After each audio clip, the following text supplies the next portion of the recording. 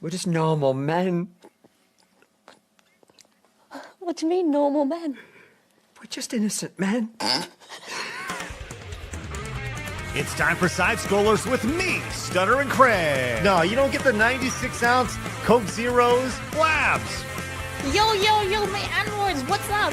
And straight from the hood, Phoenix. It's really enjoyable as an adult male to shit your pants.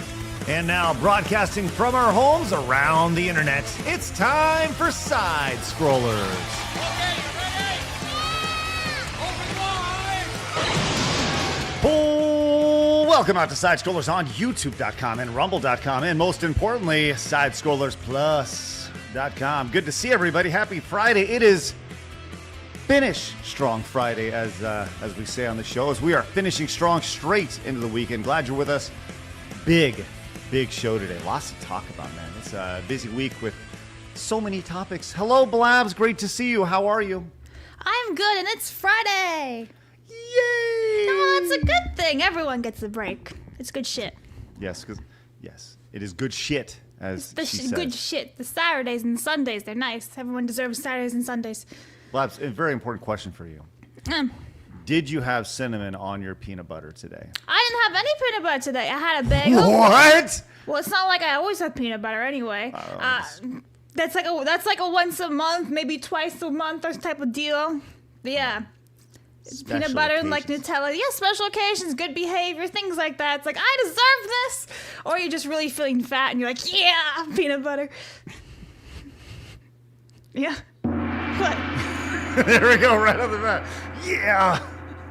Blabs, what constitutes good behavior for you? Like, let's say you had a medical appointment or something like that, and you're like, oh, I don't want to go do this exam or whatever. You got blood taken, you need a really big pick-me-up because the vampires took 6 vials or something, things like that. So to be clear, your good behavior is going to the doctor. Yeah. What? Well, hey, I did something today. Peanut butter. Nom, nom, nom, nom, nom, nom, nom. Yes, listen, sometimes you go to the doctors and you don't want to go to the doctors and you're like, fuck that. So then you reward yourself. She's 101, folks, isn't she? She sure is special. I mean, this morning I had a bagel with the vegetable spread, the vegetables cream cheese spread. I had that. And I have a new flavor. I've never tried this one before. Wait, hold on. Wait, what did you just grab out of the corner? Okay, I thought you grabbed vegetable spread. I thought you Yeah, just had I'm like gonna go and random, drink it on stream. I thought you had like random vegetable spread next to you. All right, there you go. And Kirsha's not here to talk about sperm, so I can have this no problem. What? We're 7 seconds in, and I can do that. Okay, but you're here. Yes. So Okay, good, great. Didn't expect the show to start this You way, asked. especially. Well, I did not ask about You sperm asked- drink. you asked about my breakfast.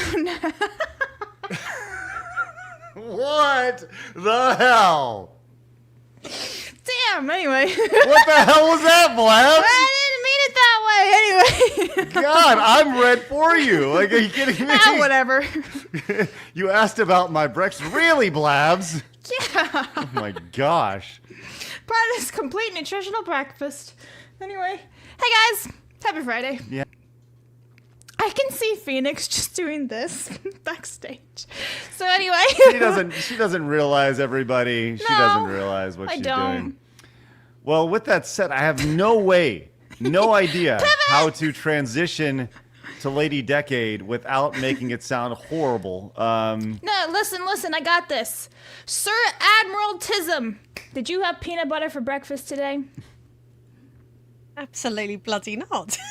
Okay. In the UK, I believe, correct me if I'm wrong, peanut butter is kind of a weird thing. It's not like a regular thing that people eat over there. Is that correct?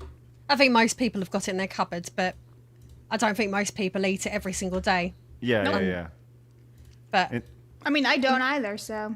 the best thing is giving it to a dog and having them go, Yeah, you have like one of those bones or whatever for them, and they have to go in like a treat inside the bone, or like those Kong things. You stick the peanut butter inside. They go for hours on that stuff.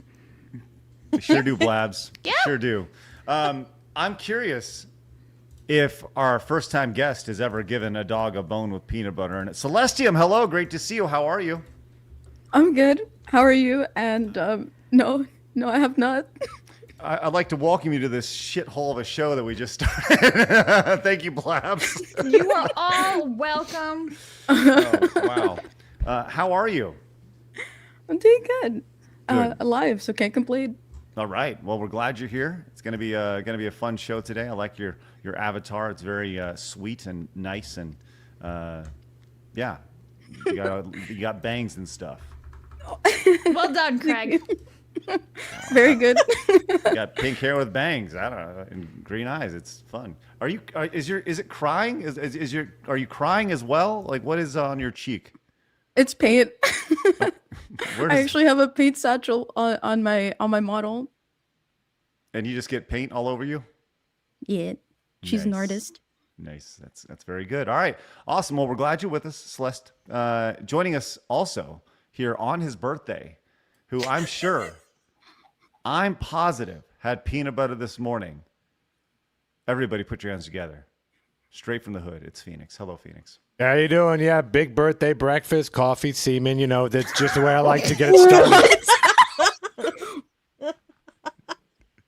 Just get that protein to start the morning off right. It's a joy to get to that point. You know, it's a lot of fun. You killed Celeste. You I killed her. think I lost my last brain cell. Yep. That's pretty much our show. It's a weird thing to write in a time code of sperm and peanut butter. Yep. Phoenix starting off strong in the best way, as well as finishing Yeah. strong, apparently, which is yeah. great. Yeah. All right. Well, how about you guys start strong with us? Hit the thumbs up With button. if peanut you're new. butter. With peanut butter. And if you're new, make sure you hit the subscribe button for more killer content like that. Join the 140,000 just normal men who have found us over on YouTube. The nearly 38,000 who have found us over on Rumble, which, man, oh man, is it great to be growing over there. It's awesome. Couple things we have coming up. Number one, we have this little Echo the Dolphin challenge right now. Now, Celeste, I know you are young and you've never played Echo the Dolphin, I would imagine, correct? Never heard of it until now. Yeah, good for you. That's a good thing. It's a horrible game. But Lady Decade, I bet you played Echo the Dolphin. I have had to go on Echo the Dolphin a few times. It's the biggest trash bag of a game ever, the most pretentious game in the world, and you, my friends, could help make me play a marathon of it by becoming members of Side Scrollers Plus. It's the Echo the Dolphin challenge, where yes, I do look like I'm about to assault that dolphin in a weird way. Craig's going to be on the front cover of some documentary in 10 years. Weird. But you can join us over at Side Scrollers Plus for free by using promo code FREE. That's an excellent thing and a way to support us. So you try us for a month and see if you like us. You can try us on like a new pair of pants. You can give us a go, and if you don't like them, you can return it. And by return it, you mean try it. I don't know. You got this. Yeah, Absolutely thank you. got Thank it. you, Nailed Phoenix. it. I'm trying for the. I never metaphor. want to hear you lecture me about weird stuff ever again. I don't know what that was. You're talking about promo codes and pants. You started the show off by saying that you had a breakfast of semen this morning. Yeah, I was like, what the hell, Blaz? I didn't mean it. It's like, yeah, you are not one to talk to me Those are today, not Blaz, about comparable. this. I know. Whose I side are know. you on, Phoenix? All right. Look. Anyways, I'm on your With- side, Blabs. Thank you, Celeste. well, that makes one of us, which is great. Also, coming up on Monday, very excited for this, is we have our next, the second episode of the Side Scrollers Plus podcast, which you can join all of those friends that you see on screen with us for free. Once again, use promo code FREE. And Can we get a new promo code, pants? Sure, we can get. I can have that done by the end of the show. Maybe I think we should at It's this very, point. very simple. Well, at this point, like we've had this long, drawn out saga of pants. Yes. I said pants once, and it's like promo code pants. Yes. It's got to be different. Pants works. Sounds good. Now, look, we've had this on our radar for a little bit, and we did want to give you guys a heads up, but we don't really have anything planned outside of the Side Scrollers Plus podcast. I may do something later in the week. I'm not quite sure. But coming up, you guys probably don't realize this, but February 15th is actually the 3rd year anniversary birthday of this show, which is pretty cool. Blabs, how many episodes have we done up to this point? Oh, I can tell you right freaking now. So why I'm asking. Monday will be 735. So we're episode 734. Cool. All right, so 734 episodes. We've been going strong for almost 3 years. And just a little bit of other fun note, that will also be my 20th anniversary, 2 decades of making things online, which Some would say I probably should have stopped a long time ago, but here we are doing our thing, which is great. So 20 years coming up on February 15th, 3 years for Side Scrollers. Fun times. So if you'd like to support, once again, use promo code FREE. Head on over there and check it out. We'll do something on Monday for it. Not quite sure what it is. I do know that right before the show, we were talking about the Side Scrollers Showdown today. And my, oh my, it was a vibrant discussion as we had something planned, and I don't think it was necessarily on brand for Celeste over here. But I think it may be on brand for Lady Decade. I'm not quite sure. Yeah, probably. Yeah. It's quite a spoogy idea, isn't it? It was weird, yes. So we decided to take a hard left turn as we exited the highway. And, well, Phoenix, how about you give us today's Side Scroller Showdown, okay? Yeah. Here we go. This is a classic, and this could get very heated. Here we go.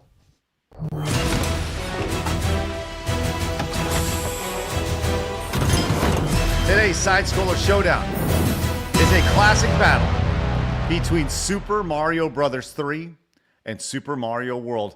No modifiers, no mud wrestling, no cheese eating, no tea making. I tried, chat. No rice, no bananas. Simply, which game is better, Super Mario Bros. 3 or Super Mario World? And we will let you decide with your Super Chats, Direct Donations, and Rumble rants throughout the duration of the show. Right, Blabs? Yeah. All right. There we go. So we'll see how that goes. And once again, in the pantheon of history, when the debate rages on between Mario 3 and Mario World, the internet will look to this show, February 13th, 2026, and say, that was the day. That was the day the internet truly decided that Mario was the best. So now we know. Right, Phoenix? Yeah, I'm very excited. I think the developers, I've heard that they're on the edges of their seats. They can't wait to say who is going to be finally the best game. I reached out to Shigeru Miyamoto about that, actually. And he said he was excited to see the results today. Yeah. So there's good. So, yeah, that's good. We have fellow gamer Terms came in with a $30 direct donation. For some reason, the text-to-speech didn't go off, but says, I'm going to give a shout-out to Celeste. She's giving it her all as an artist. There we are. There you go, Celeste. Congratulations. Oh, no. You are the best. That's good. That may have happened. Figures. That may have happened during the showdown. That's maybe why we didn't hear it. Well, that's okay. Well, thank you. You are giving it your all as an artist. Good. Cthulhu Waifu came in with the 10 cents. It boggles my mind how we have amazing indie games like Mugenics, and then we have a game like Overwatch bending the knee because some weird voice actor got offended because the character she voiced was attractive. Yeah, we didn't even get to that story this week, but Lady Decade, I'm sure you covered that nonsense with the voice actor. Did you see that story? Oh, no, I don't think I have, actually. I've had a really hectic week. Oh, okay. Well, the long story short of it was there was a voice actress who voiced a character for the new season of Overwatch, and she thought that she wasn't strong and brave or whatever enough. And even though she's like kind of an attractive character, like too attractive, they wanted to make her more... It's like, and what the? Since when has voice actors ever received input or ever given input on how a character design should be? Well, there probably wasn't enough queer joy. I can help you. Yes, I had this problem in film school and stuff. This is what the opinion of an actor, period, is shit, and you should never listen to them at all times. They're supposed to bang the little cymbals, and that's about it. Look pretty, say your lines, and shut the fuck up the rest of the time. That's an actor. They have no good opinion on anything. How do you really feel about that? Are you ready? No, listen. Yeah, no. The actors typically think because they're playing that character that they have some ownership, or that they think that they understand the character better than the writer. They don't. The writer created it. So did the production house. So they should say nothing. I don't disagree. Sega Boy came in with $11 says, here's 15 Canadian for Super Mario World, the best and always will be the best Mario game. There you go. $11 right off the bat for Mario World right there. C. Thomas Peasant says, late. Time to call La Amigra. Okay. Well, we will make that phone call right now. Go on up, Labs. Danny came in and says, Craig, it's very important that you say as evil Craig. Oh, no. It's a deep cut right there to Screw Attack days. Listen, if we get to our goal, I will make an evil Craig episode about Echo the Dolphin. And I've said for over a decade now, the evil Craig is dead. Okay. Some say he's still very much alive hosting the show, but that's neither here nor there. So yes, that's a deep cut that nobody here on the show gets, but I appreciate you getting that. Dan says, the only breakfast I have is just coffee. Thank you, Dan. Coffee's so good. Weirdo. West says, thoughts on the new noir Spider-Man show starring Nick Cage. There are two versions, one in color and one in black and white. Which way would be a better way to watch it? Have y'all seen the trailer for that new Spider-Man noir show? I haven't watched the trailer for it now. I think I have. Do you guys like that noir art style? I'm a big noir fan, not of Spider-Man and stuff, but yeah, like noir. So if you're gonna pick, it's got to be black and white. Noirs are typically black and white, high contrast. Yeah, right. Phoenix sees everything in noir. Love it. Hey, 16-bit dude says, I know this is contradictory to my username, but my vote is for Super Mario Brothers 3. Cannot deny the impact Mario 3 made in my gaming life. Happy Friday, y'all. Hey, 16-bit dude, let's get some frolicking today. There you go. There's a little Amelia. Yes, some Lady Decade love. United Yeah, Kingdom. nice. 16-bit dude, thank you very much for that wonderful support. And yes, extremely contradictory to your name. There's 50 for Mario 3 right there. Methalus says, Craig, you should see how about getting Powder on the show. Just search Powdery on Yeah, Twitter. no, I've actually talked to her. She politely declined because she doesn't do podcasts. But she said when she's ready, she'll come on. Okay, sounds good. I Am All of Me says, if we're doing the voting challenge today, I shall provide my vote to Celestium.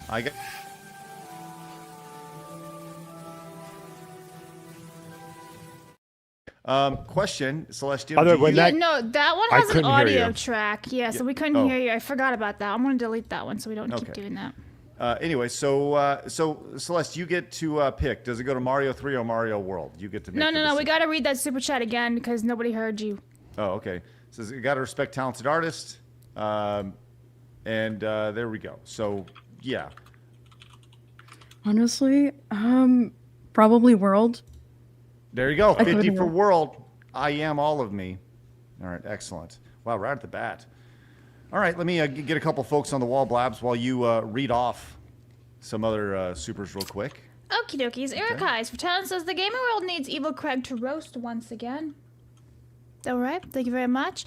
Cynical Crusader for 5 says glad Celeste is making her debut. Mark 26th February. Comrade Starmer could be gone thanks to a special election. More base VTubers to consider bringing on. Powder and Ember Paradox. Super Mario World. So that is 5 for Mario World. All right. Let me see. Ultra V for 5 says making us choose like this is diabolical. I love both games as a kid, but Super Mario World is just a better game. So that's 5 for Super Mario World again. Thank you very much. Let me get rid of all those. Okay. Beer for 10 says Super Mario World for the win. Also, happy birthday, Celeste. No, stop no. it. Hey, Celeste, will you do me a favor and check the private chat if you wouldn't mind? Cool. Okay. Go ahead, Blabs. All right. So happy to see Celeste moving up. Stay strong, sister. Ooh, and Varg Skeletor would have something to say about this choice. He would choose 3, but I choose World. So that's 10 for World. All right. I actually have a Rumble tip to grab real fast for 50. Okay. What? Yep, for $50.01, actually. We're going to get some more Amelia frolicking. Wow. That's Zorak for $50. He doesn't say anything, though. No message. Just puts it on the table and leaves. Just says, threw down the Bitcoin, the digital currency. Thank you, bro. That's nice. Right. Awesome. Mercenary for 1 says Mario World. I will put in the Yoshi Super Scope game, but it isn't here. Next battle, Nest Zapper versus the Super Scope. Thank you very much. Oh, Nest Zapper. That's easy. This and my other super chat today is for World. So it's $1.99 for World. And let me go see if I can find Danny's other super chat real fast because I want to see what the amount was. I don't see it. So Well, we also Alright. have this from Marmalin with more Rumble Wallet Bitcoin. Says, it's 25. Says, I vote for Phoenix for anything we're battling over. If not, then negative to each. All right, take $12.50 off each of them, please. All right. Damn. That's fucked up. He also said, with 20, says, do the best promo code. Oh, God. Unsub people will understand. Happy birthday, Phoenix. You get a double shot of protein shake. Thank you so much. That's great. That's wonderful. Thank you, Marmalin. All right. Awesome. Okay. Well, let's. We got Zorak. Let's put Zorak on the wall. And Blast, you want to get a few more of these real quick while I get Zorak, and then we'll move on to some hard news. Okay, Boss for NOK50 says, been playing the Japanese version of MGS1 all day in celebration of MGS4, releasing from PlayStation 3, 5 for Super Mario World. So that's 5 for World. Thank you very much. Winning. Joey for 5 says, I gotta vote for Super Mario World. Super Mario World took everything from Super Mario 3, implemented it, and massively improved it. So 5 for World. Wow. All right, let me see. Oh, it's Celeste's birthday. Happy birthday, Celeste and Phoenix. Also, Thank Mario you. 3 for nostalgia, but Super is a better game. 5 for each of Okay. them. All right. All right. Should I keep going? Let's do one more. Okay. Let me grab this one. Will you and Blabs be our maid of honors? I didn't ask Ryan, but I'm sure he's okay with it. Who? It's Ryan's black girlfriend. That'd be weird. Yeah. Nice. Okay. Thanks. Awesome. All right. We will get to all your super chats, direct donations, and Rumble rants throughout the duration of the show. Thank you guys very much for your support. Great way to start the show, but let's get into it, friends. Lots to talk about, so no dilly-dallying around. It's time for my favorite segment, your favorite segment, everybody in the world's favorite segment. It's time for our news.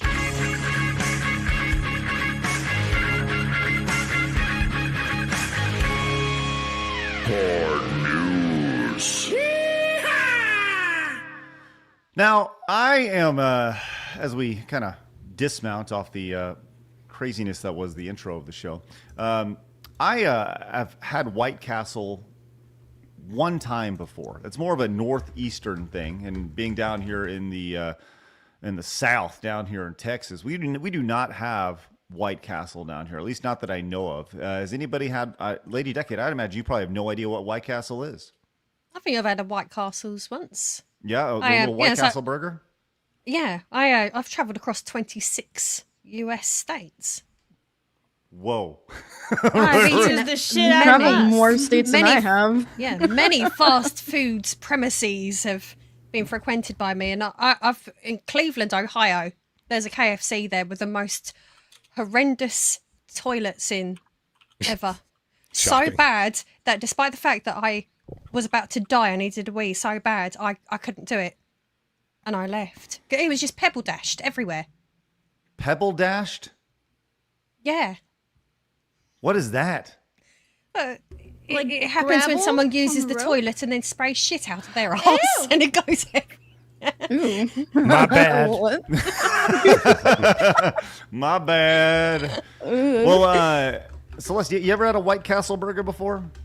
Yeah, I have Yeah? many times in the past. I'm not sure. You know, I don't. They're not my first burger place I'd go to though. I love Shake Shack though.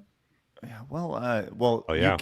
You can now. You don't need to necessarily even go to a White Castle. You can now apparently just go to a White Castle automated vending machine, as this is now a thing. White Castle's first fully automated vending machine cooks sliders in minutes. Jeez. They have removed the entire cooking process. There's no cooks. There's no nothing. You can now just go to a vending machine and get a White Castle slider. Thoughts on this? The idea of going and get a White Castle slider. I actually so that horrifies the living hell out of me, but I actually think it's a good idea. Like I Yeah. do think it'll work in certain areas. Like I do think there's some people that'll definitely like that. You But porkers. yikes. Yeah, yikes.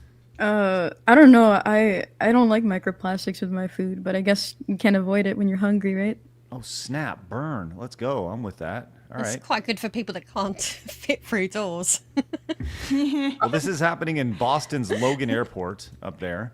And you can pick it up right there. I wonder how much it costs, but I don't think we have any information about that. But the idea of cooking in, I mean, I would think it's got to smell really good when you walk by that vending machine, right? What's the face for, Blabs? You think a White Castle vending machine that's super duper processed smells good? I would think that burgers with onions smells awesome. Yeah, you're gonna smell a lot of onions. Like that's White Yeah. Castle's signature is onions. Yeah, like hell yeah. I think onions smell amazing. You don't think onions smell good? Yeah, real onions. What are these fake onions? Probably super duper processed, preserved, the whole shebang. No, thank you. Of course. I'm good, homie G. Okay, well, I'm just saying, get yourself some White Castle. Yeah. You can also get yourself what is Lady Decade called? The pebble spray? That happens probably after Pebble you Dash. eat one. Yeah, whatever that is. Yeah. That probably happens after you have one of those. We have something over here, and I'm sure the English people in the audience probably know Rustler's Burgers. That you can pop into any Tesco and pick up for 1 whole pound a Rustler's Burger, which you bring it home, you stick the bun in your toaster, the patty goes inside of the microwave for 1 minute, and then you put it together yourself. I think that is probably the home microwavable version of what White Castles are doing there. This right here? Yep, absolutely that. Okay. Yeah, this is like you get it at the convenience store, and you definitely Yikes. probably shouldn't be Yeah. eating that. Yeah, I Yeah. hear that. My stomach hurts looking at this. Yeah, are you pretty healthy there, Celeste? No.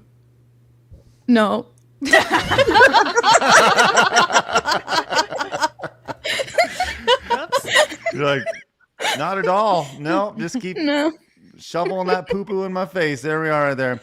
Well, we have that, which was great. I mean, look, I think, by the way, can we just all agree the White Castle burger may be the most overrated thing possibly on earth. Correct. I just don't get the appeal of it. I've tried it. And same with like the Crystals burger, the tiny little slider. I mean, I get the idea, like it's tiny little burger slider thing. Yeah, that's fine. But I would much rather have, I don't know, any burger besides a White Castle or a Crystals burger. Are you guys familiar with Crystals? Nope. No. No, it's essentially the exact same thing. Okay. Just with spelled crystals. Anyways, we also have this. Hey, you were talking about getting your hamburgers at your gas station. What about sushi at a gas station? Ew. That you are taking a gamble there. That's rolling the dice. That's food poisoning 101. Well, what about you ever got sushi from a Walmart? Because Walmart has rolled out a fresh sushi bar in Florida. Which, hey, there we are. All right. Well, it's a sushi bar, right? Like, so they are making it there. Nothing screams sushi like Walmart. I mean, we have sushi bars here in Texas and in grocery stores. That's a pretty standard thing. I don't know. This doesn't seem like that big of a deal to me personally. We've been able to buy sushi in our supermarkets for years, but it's all pre-packaged. Right. And it's never anything much more exciting than something like smoked salmon. It's normally just stuff that can just go in a fridge. Yeah, I hear that. Well, I think there is a time. They're not great. I'm gonna tell you this right now. If you guys have ever been to Sam's Club before, you guys know Sam's or Costco, Yeah. right? I'm a regular patron of the sushi at Sam's or Costco. We get it all the time. It's so good. It's so good. Finest Japanese culinary delight at Costco. Just from Jose in the back. Yeah. How many calories? How many seed oils did they stuff into that? Listen, Celeste, all right? You're right. You're right. I am a horrible person for having You Costco are sushi. Right? I get it. You're right. There's all of them. I think the correct answer is all of the seed oils, which is good. I didn't know we had Bobby Kennedy Jr. on the show joining us today. So Celeste, how many chin-ups can you do? Can you go in and can you do some go through the fitness test today with us? Because that'd be awesome. I'll faint with you. It's fine. We'll do the first exercise and boom, done. That's awesome. I love it. I want to know how this healthy diet's going. By the way, there's a viral clip of of Bobby Kennedy Jr. on the Theo Von show. Have you guys seen this clip of him talking to Theo Von about germs?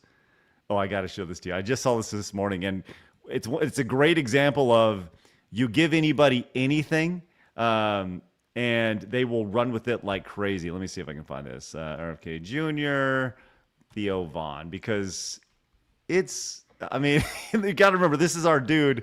Here we go. Check this out. This is a 1-minute clip. And he's very honest about his past experiences with germs and specifically drugs. Here we go. We've been together for years. You for almost over 40 years, right? Yeah, 43 years. Wow. That's wild. Yeah, that's where we knew. That's where we met each other. Yeah, At like 7 a.m. meetings above the bank over there. That was a They good shut meeting. those down during COVID. I know. That was heartbreaking. That was one of the most we still did live meetings every day during COVID. We moved from the bank. There was about 15 of us who moved from the bank, and we got into the Palisades Playhouse, which now is burned down during the fire. But it was kind of a pirate group, and I mean, for me, I said this when we came in, and I said, I don't care what happens. I'm going to a meeting every day. Yeah. And I said, I'm not scared of a germ. I used to snort cocaine off of toilet seats. Oh, what? No. Wait, is he actually serious? Yeah, Even ones that have been mud puddled, or whatever the hell that expression was. Yeah. What was the phrase again, Lady Decade? Pebble dashing. Yeah. Those are the ones that RFK Jr. was really looking after. He was like, "Oh, and we're the pebble dashing." Yeah. Well, listen. He was very upfront about that. Did you know that we were going to go from White Castle to sushi to cocaine on a toilet seat? Cocaine is a hell of a drug. Sure is. Absolutely. All right. Anybody else have anything on that before we move on? Been there, done that. I can't unsee it anymore. Can't unsee what? I can't unsee whatever he said. It's in my brain now. Ugh. Welcome to Side Scrollers. It's excellent. I will say this. I think that I've talked about how I will sacrifice all of the money for the AI technology that we have. If somebody can go in and put Bobby Kennedy snorting some cocaine off a toilet seat that's been mud puddled. That's the American version of that. Yeah. That's somebody could do that by the end of the show. I'd really appreciate your input to the show. I think that'd be really valuable. It's great. God, what a mess. Hey, Israel came in with this. Is happy Friday the 13th. Looking forward to the new Resident Evil Requiem and Castlevania games, but cautious about the God of War trilogy and Legacy of Kain remake/remaster. Those games might be modernized for audiences. Thoughts? Cheers. Phoenix, got any thoughts on that? Yeah, so Santa Monica Studios is, I think they're doing the trilogy themselves. If so, I think it's fair to say, because God of War, and if you're not familiar with the original trilogy, was a little risque, if you will. Yes. Would not be shocked if they do some modifying there. That's my guess. You're talking about Kratos, of course, powering up and being very promiscuous, if you will. If you will, yes. Yes. So, I think it's a guarantee. Lady Decade, what are your thoughts? You think they're going to take some modern audience liberties with that? I have a feeling that the era of slop is very, very nearly properly over.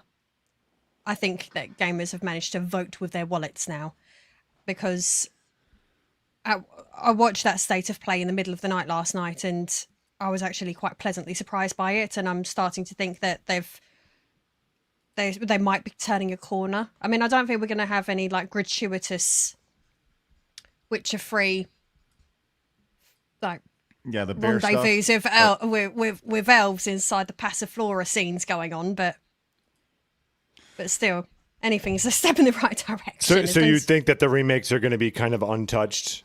Is that fair to say? That's my hope. Okay. That's my hope. I'm very much in the camp of I'll believe it when I see it, but I'm a little bit. I'm hopeful. I got to be honest. I would love if they opened the story for God of War and they're like, Kratos, you must go and defeat, slay whatever. And he goes, actually, I'm non-binary. Just out of nowhere, that'd be so great. Or they go the other way. It's just uncomfortably graphic. They just went really way too hard the other way. Wow, I feel violated. There's a message from the developer just going, "Is this what you want, gamers?" Oh, good lord! Wow, That wasn't the kind of sword fighting I meant. Yeah. Wow. Okay. Wait, hold on. Oh boy. Hey, hippie tree hugger with 10,000 kicks. Oh wow. It's $100. Says Mario 3 because I know some only had 2 copies. Don't know how or why. I had 2. Had 2 copies of Mario 3 there. That's $100 for Mario 3 from a Kick perspective. And give it up for Dirty Bill, who subscribed over on Kick. Thanks, Dirty Bill. We love us some subscribers over on Kick. Let's go with that. Also love Master P. What's up, Master P? How you doing, brother? Coming in with sweet $49.99. It's just, what's up, everybody? What's up, Master P? What up? What up, dog? Represent Phoenix. Let's go. Yeah. All right. Let's get a quick update on our showdown. I'm going to read a few more of these, and then we'll move on. But go ahead, Phoenix. What do we have for our showdown today? It's Mario 3 versus Mario World in an intense battle. Yeah. That last donation just changed things pretty dramatically. So here we go. Okay. We got 142.50 for Super Mario Brothers 3 and 96.49 for Super Mario World. For the Super NES Classic there. Did you call it a Super NES Classic? I think I just had a brain fart. One more time. 142.50 for Super Mario Brothers 3. You're right. Super Mario World for 96.49. There we go. You'll have to forgive him. He had peanut butter on the brain. Yeah, no joke. Weird. Sierra Vox says, the cleanliness of the White Castle vending machine is concerning. How are they going to account for bugs, bacteria, etc.? You could argue the restaurant might not be better, but this grosses me out. 20 for Mario 3. Happy birthday, Phoenix. Man, thank you so much. It's wonderful. It's very nice. Dan says, I've always loved Mario 3, but I'm going to vote on Mario World. That was technically my first Mario game. Let's go, Dan. A little 20 for Mario World. That's 20 Canadians. Suffer So Proud. Good to see you, buddy. He says, put my money in for the pretty Brit lady. There you go, Celestium.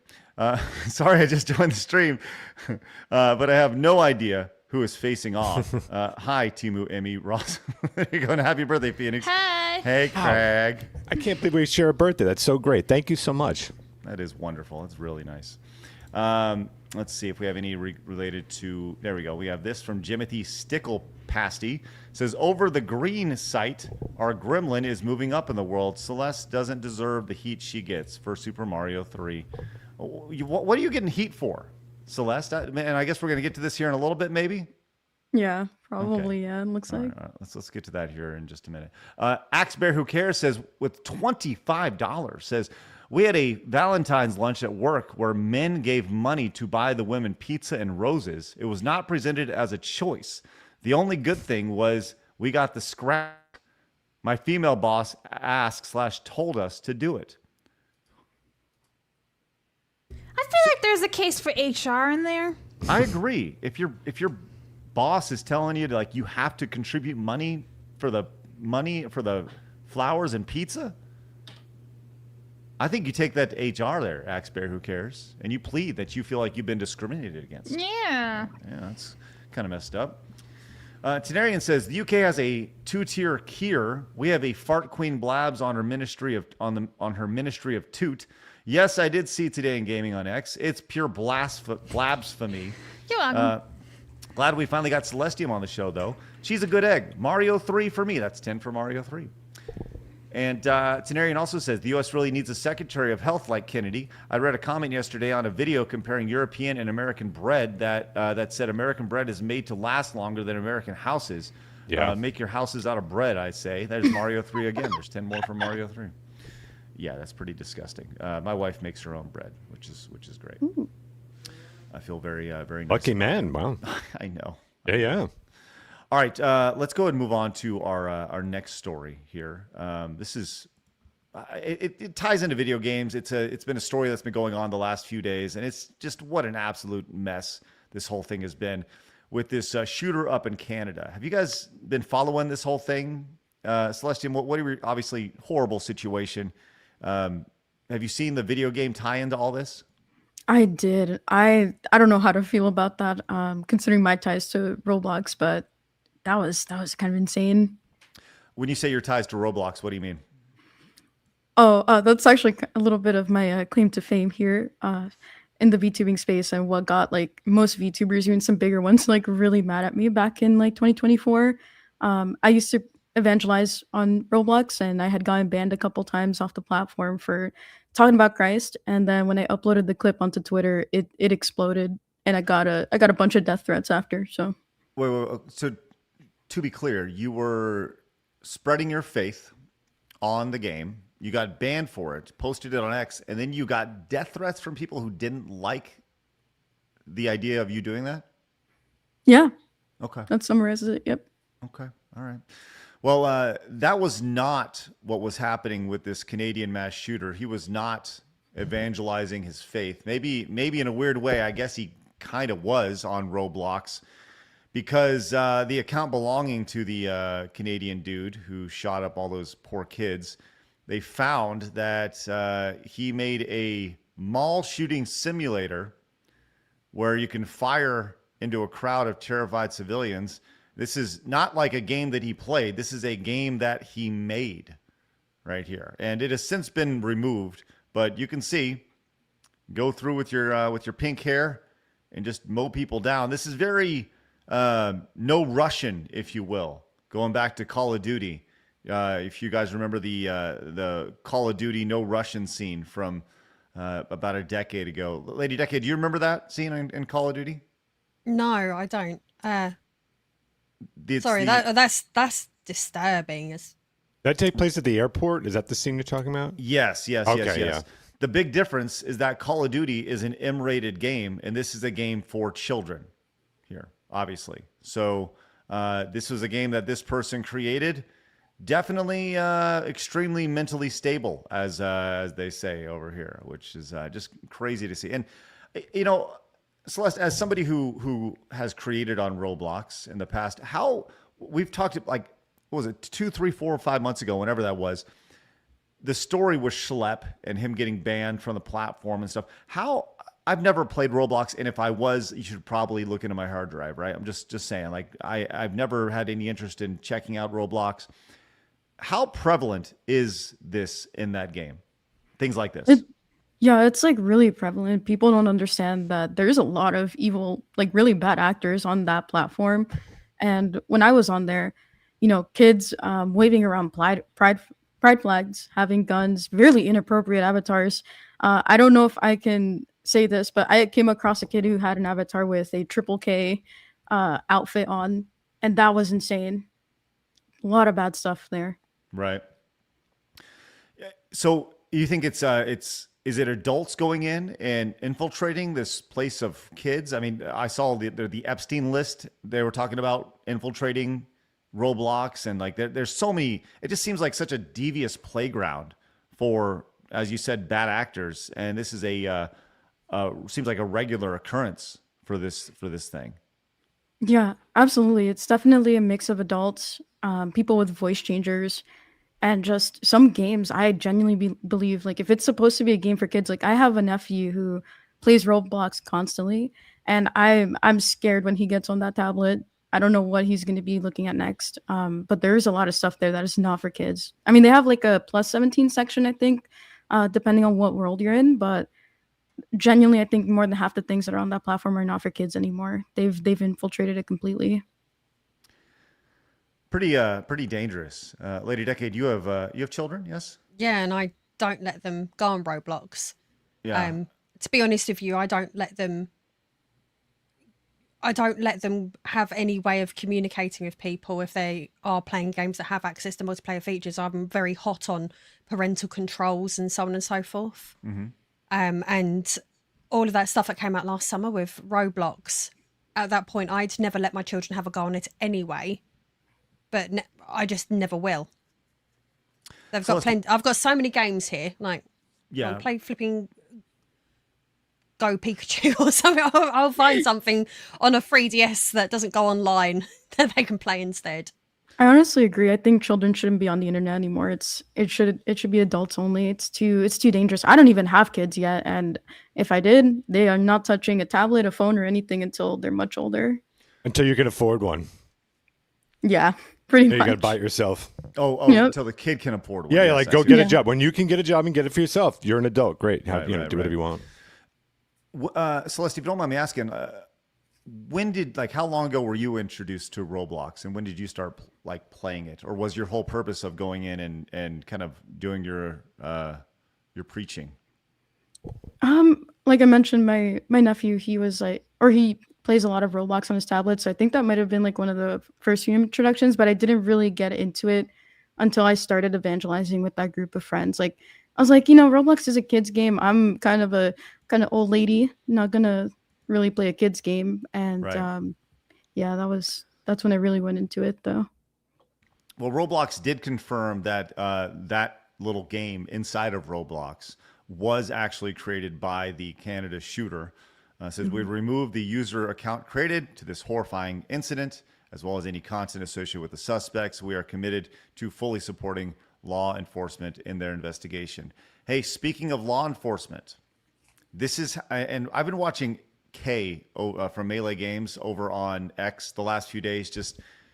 She is so perplexed at how broken Canada is, to the point to where you have these poor little children who have been murdered here, but law enforcement still feels the need to respect the gunman's pronouns. We're not Oh my gosh. You're the first media to ask the question. I will say this. We identified the suspect as they chose to be identified in public and in social media. I can say that Jesse was born as a biological male who approximately, the information that I have, approximately 6 years ago began to transition to female and identified as female, both socially and we're not hiding. Coward. Who cares? What a sorry, you killed a bunch of people. You no longer have any rights when it comes to how you are. I'm going to call you whatever the hell I want to call you, if I'm being totally honest with you, right? Like I'm done with that nonsense. Done with it. And by the way, I realize we talk about this stuff in Lady Decade. You can't even talk about this stuff probably whenever we're talking about it, because for fear of just a knock on the door. Well, yeah, this is the stupid country that we live in. I mean, there's two things I want to quickly say. Number one, the BBC's coverage of this had me absolutely raging, because rather than report on facts, which is their damned job, instead they reported on it and completely avoided any mention of gendered language at all. And they did not mention the trans element of this situation at all. And I'm a bit like, well, how can you trust the BBC then? Because they're taking money off of me and millions of people in this country every single month, and then they're not even going to report truthfully all of the facts of the situation. Because the first thing I heard about this was a woman in a dress has committed a horrendous atrocity. And I mean, at the time I was thinking, sorry, what? Statistically, that is very, very, very unlikely. Secondly, if a woman was going to do that, they're not going to think, oh, I better put my best dress on first before I go do that. Right. No woman's going to do that. And then secondly, this stupid country, I sent an article, which I know you guys couldn't see because they've evidently blocked it in America, but we've had the person who co-owns Man United recently made some comments about immigration in this country, and our Prime Minister has forced him to apologise. So we've got freedom of expression in this country, but it seems to be being actively nibbled away at. I just feel like I'm living in a situation now where we've got so many swarming piranhas around us that are ready to take a chunk out of you the moment you want to say anything. It's really quite frustrating. But I don't think you're breaking any sort of hate laws by simply stating the person who committed this atrocity and has ruined the lives of all of those people is a trans person. Why can't you say that? It's a fact. That is a fact. State the facts. You don't have to say anything that breaks hate speech laws. You're stating a fact. But no, it's the ideology and trying to please everybody. That's more important. Well, we're going to get to that, more of that in a second. Real quick, over on Rumble, Cami Camps, thanks so much for the raid, as well as Nico Ortiz. 2 raids back to back. That's, guys, really appreciate that. Wonderful support over there. It's awesome. Really appreciate that. If you guys are joining us from those raids, make sure you hit the follow button. We'd love for you guys to join us. We're live Monday through Friday, 11 a.m. Central Time. All right, so real quick, you talked about how this story was presented in the news. Sky News also presented this here, and this was, wow. Police say the attacker was dead when they found her. She had a self-inflicted wound, and she matched the description given in an earlier police alert. Female, wearing a dress with brown hair. That is extremely unusual. It's rare to have a female attacker. Police say the Are they serious? Yeah. That is how it was reported, Celeste. That is 100% how it was reported. That is so vile. I agree. I don't understand how you can obviously they're getting destroyed by people, by anybody who has any sort of common sense or lives in reality here. Phoenix, I see you just kind of shaking your head here. Well, I laugh because it's always like, it'd be like the equivalent of saying a man in pants, did X atrocity. It's ridiculous. It's absurd. I just wish I ran everything, because everything would be solved in 5 seconds. Because I cannot be corrupted by anything. Rule the world. No, I do. I cannot be corrupted by anything, and all of this shit would be done. We're done now. It's just truth. The end. Truth over everything. It's frustrating to see no one do anything. You saw it even during COVID. This rant will be over in a second. Where police and God love them. I do respect the police, but I was also watching them just rounding people up who are just doing prayers outside and stuff like that. Like, how do you live with yourself? You could have just taken a stand. No one is making any sacrifices here, taking a stand and saying, no, we're not going to live in this fictional world. We're going to actually just speak on truth. You can do so respectfully. I'm not saying you have to say anything bad, but just, this was a guy who was who identified as this. That is their statement. The end. You just move on with that. That's it. It's not in their best interest to do that. I don't know how conspiracy theorist we can get on the show. But the conspiracy is money. That's all it is. Just money. Everyone wants to save their money. Yeah. As the world burns. Right. Skills the R came in with 50. Here we go. I'm going to give a shout out to you. Celeste Reyes. She's certainly giving it her all as an artist. Hey, guys. Oh, that was from earlier. We're about to get beaten down by a bunch of alerts. This is my fault. Hold on, I'm going to pause them. That's why the alerts didn't go off. Skills They Are came in and says, pronouns are for people, not monsters. Screw political correctness for murderers and criminals. I lost friends and was banned from Resonite last September, the VR sandbox game, for calling out psychos hiding behind pronouns after Charlie. Thank you very much for your support. And yeah, that's just silliness. And I'm sure it doesn't help when you have media news outlets. Lady Decade, did you see the tail end of that last clip that we just played? I know you were bursting, so you needed to. Just tell everyone, I was bursting for the toilet. Did you see this real quick? You didn't do a pebble dash, did you? No, absolutely not. Did you see how quickly I got back? You were very quick. Here you go. Check this out real fast. Matched the description given in an earlier police alert. Female, wearing a dress with brown hair. That is extremely unusual. It's rare to have a female attacker. Please say. You're fucking kidding, aren't you? Of course it's bloody rare. You're right. It's like, yes. Female address. Yeah. Use your brain. Jesus Christ. Do you know, at the moment I saw all of that and I saw all of that description, so I was like, that wasn't a biological female. No. At no point has anybody ever been like, did you see the lady in the dress driving the car that ran down a bunch of people? No, of course not, right? That's never happened ever. And also, why specifically a woman in a dress. Like, what? Why? What's the point in pointing at? That's like saying, oh, yes, okay. That's... I know what point I'm getting to.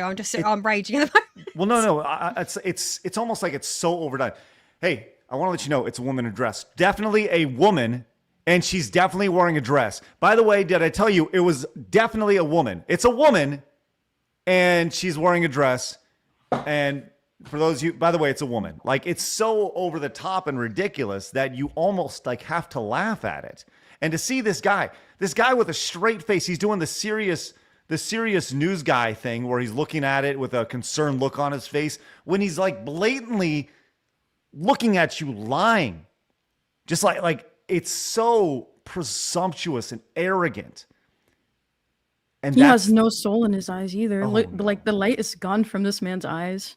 He doesn't care. He's getting a paycheck. He's like, oh, I'll just do this because I'm being paid to do it. I don't know. I think he believes it.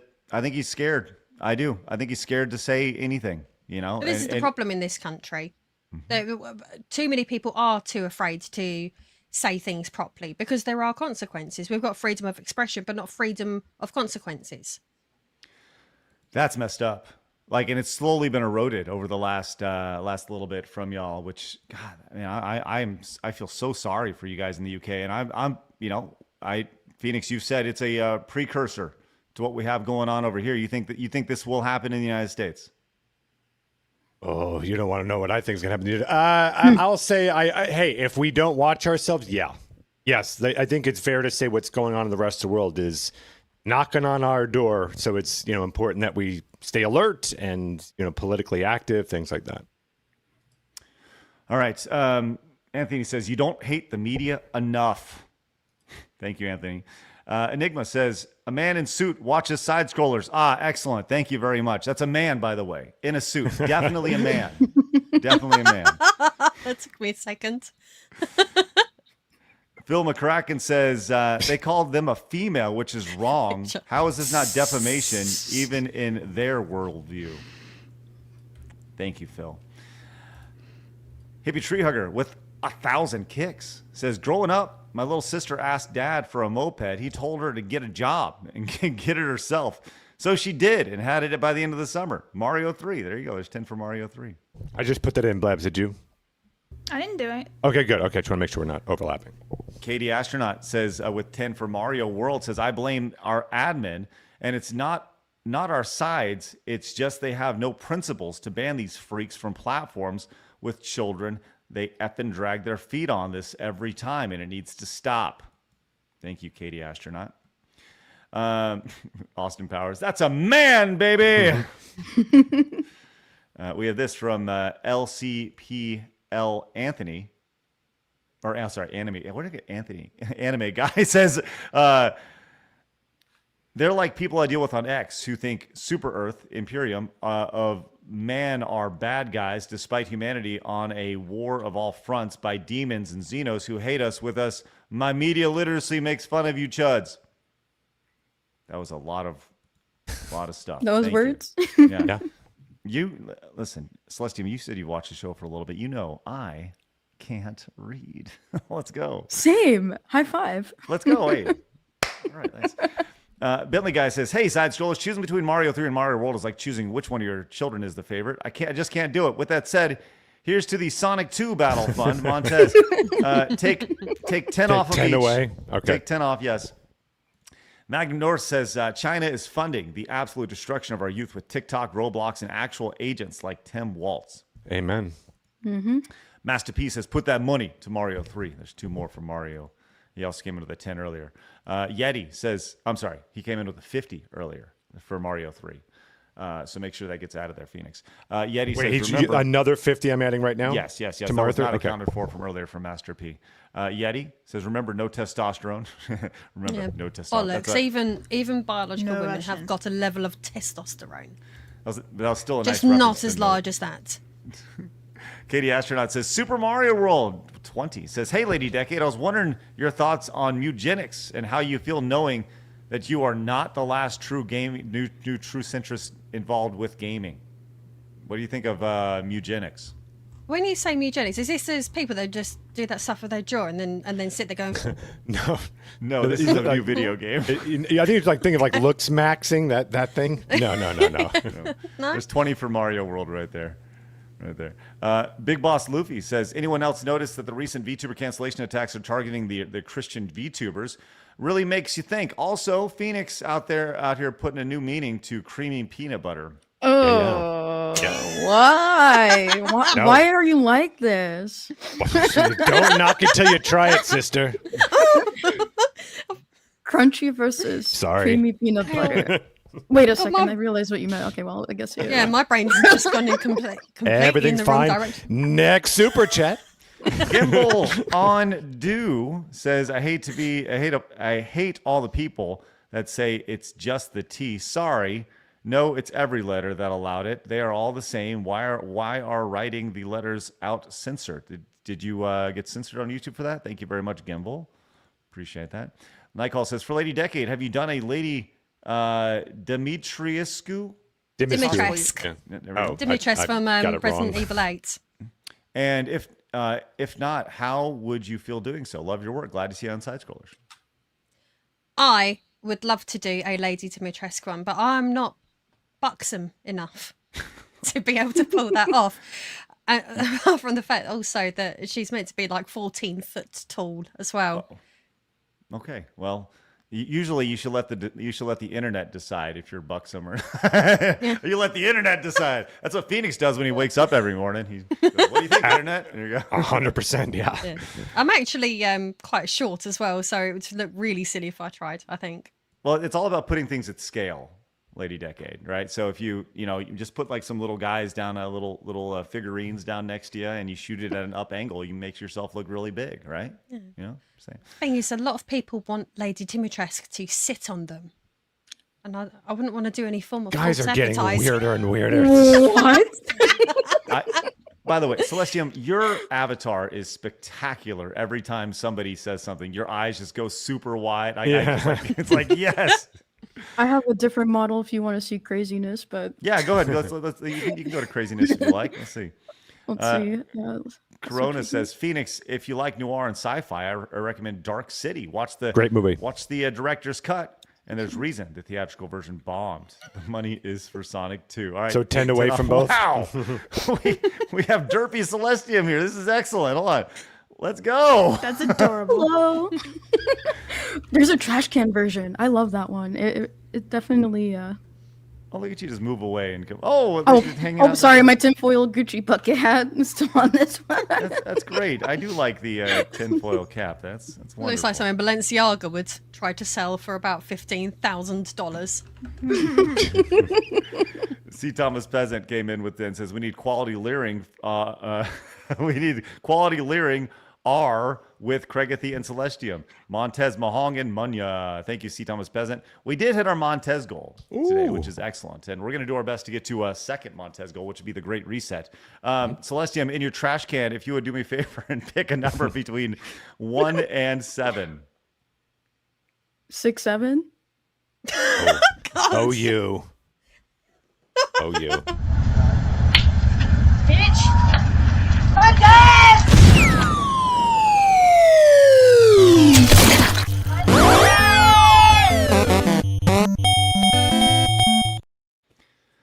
If we can move past that. I've actually told my boys that 6, 7 is a swear word and they're not allowed to say it.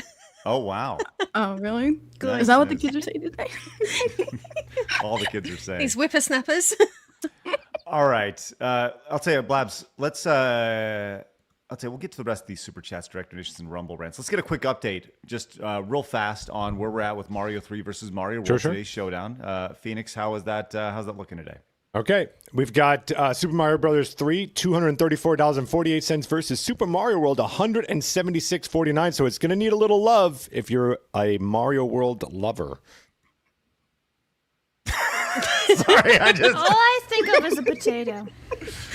Outstanding. All right. Now, Celeste, we are about to go on and talk about your plushie saga. So do you want to switch your VTuber model over so when we clip this out, it's actually like Not you with a tinfoil hat on. There you go. In a trash It's all a can. conspiracy. All right, there we are. All right. So, Celeste, you've had a busy week, huh? Yeah, it's been it's been a week for sure. One of the best weeks I've had in a really long time. Best you've had highs and lows, and I think it starts off not too long ago, back at the tail end of December, when you announced that you had done a Makeship campaign for a little plush of your model. Yeah.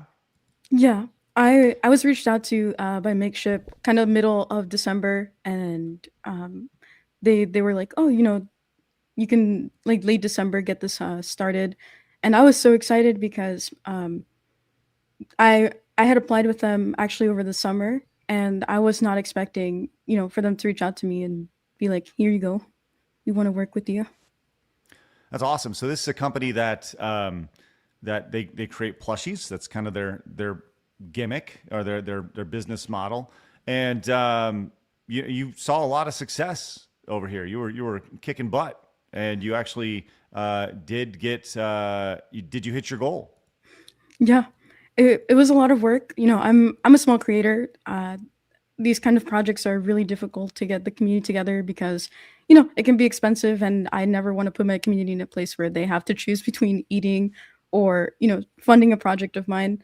But they came through, and the last 3 days I was gonna do like 24-hour streams for 3 days straight. But I think I streamed maybe anywhere between like 8 to 10 hours for those last 3 days, and it just felt like the rug was pulled underneath. It was like 2 months of working with them, and now it just became an issue. Right. So you were you hit your goal, and then you said on January 6th, you said this is what happened. You put that. You said, well, I'll let you read this in your own words. This was just a few days ago on February 10th. You had an announcement. So why don't you give everybody a quick rundown on this? Yeah, absolutely. So, sorry, you wanted me to read it, right? Well, Like, yeah, verbatim? just the quick. You can read it, or you can just tell us a quick, brief overview of what happened. Yeah, basically to summarize, I was actually in the middle of work when I got this message from Makeship, and they said that they would not be going ahead with the campaign. I don't know what tweets they flagged or whatever, but this had not been a problem for 2 months, and they said, you violated our community guidelines, our creator guidelines, and we're not going to be working with you anymore. No more information outside of that. And I tried reaching out, and nothing, not a peep from them. So you did reach out. They said that they were going to cancel the campaign because, in their words, you violated their creator code of conduct, right? Mm-hmm. Do you have any idea? They didn't tell you anything about why. They didn't give you any examples. They just straight up canceled it. Yeah, pretty much. The only information that they gave me is that I targeted a specific group somehow. I'm not really sure how much I can really share, but I'm sure we can put 2 and 2 together with today's social climate, what group that may be. And no, not a single tweet, nothing, not even a warning. Just you targeted a group and that's it. This and once again, they reach out to you, correct? Yes. They reached out to you initially. They knew who you were initially. Had you said anything against this specific group that you're alluding to, that you're assuming they're talking about, right? Just saying this protected class, if you will. But had you said anything about this protected class prior to them reaching out to you? I've only been honest about my beliefs from the start. From a religious standpoint, I'm a Christian, and we hold certain beliefs. I don't hate anybody, but I am going to be honest based on what's going on. From a biblical perspective, that it's wrong, but never hate a person, never go after them, never tear them apart. And so, I mean, they would have to I'm sure stretch it to think that it was like a hate comment or something. And I genuinely believe that it was reported, but I have no evidence. So this is just all speculation on my point as of right now. So so you think somebody flagged your stuff and they went to them and they more or less tattled on you? Yeah, more or less. I believe so. Because again, for 2 months I was working with them. we got the campaign launched okay. They reached out to me, so I would hope that they did their research on me before, reaching out. And again, we got it, we funded it, over 200, 10 days advertising almost every single day. And yeah, I'm going to share my beliefs, but I've been pretty respectful. So it was really difficult, to be honest. I feel like as a Christian, I can't be truly honest about what it is I believe, and seeing the evils of this earth and pointing it out because of, God forbid I hurt somebody's feelings. It comes back to bite me, So right. It was really heartbreaking. Well, I went through the Makeship code of conduct here. I asked ChatGPT to see if it actually says anything about protected people or I'm guessing you're alluding to trans people here.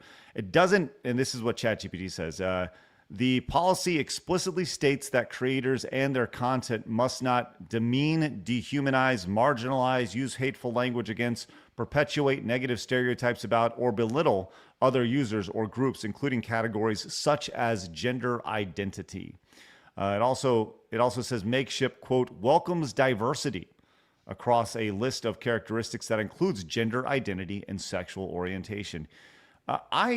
I still don't quite understand the idea of why it's so important to let everybody know where your pee-pee goes. This is something that it just doesn't make a whole lot of sense to me. It never has, and it never will, right? Like this idea of celebrating, you like butts or whatever. They welcome diversity, but only pre-approved types of diversity.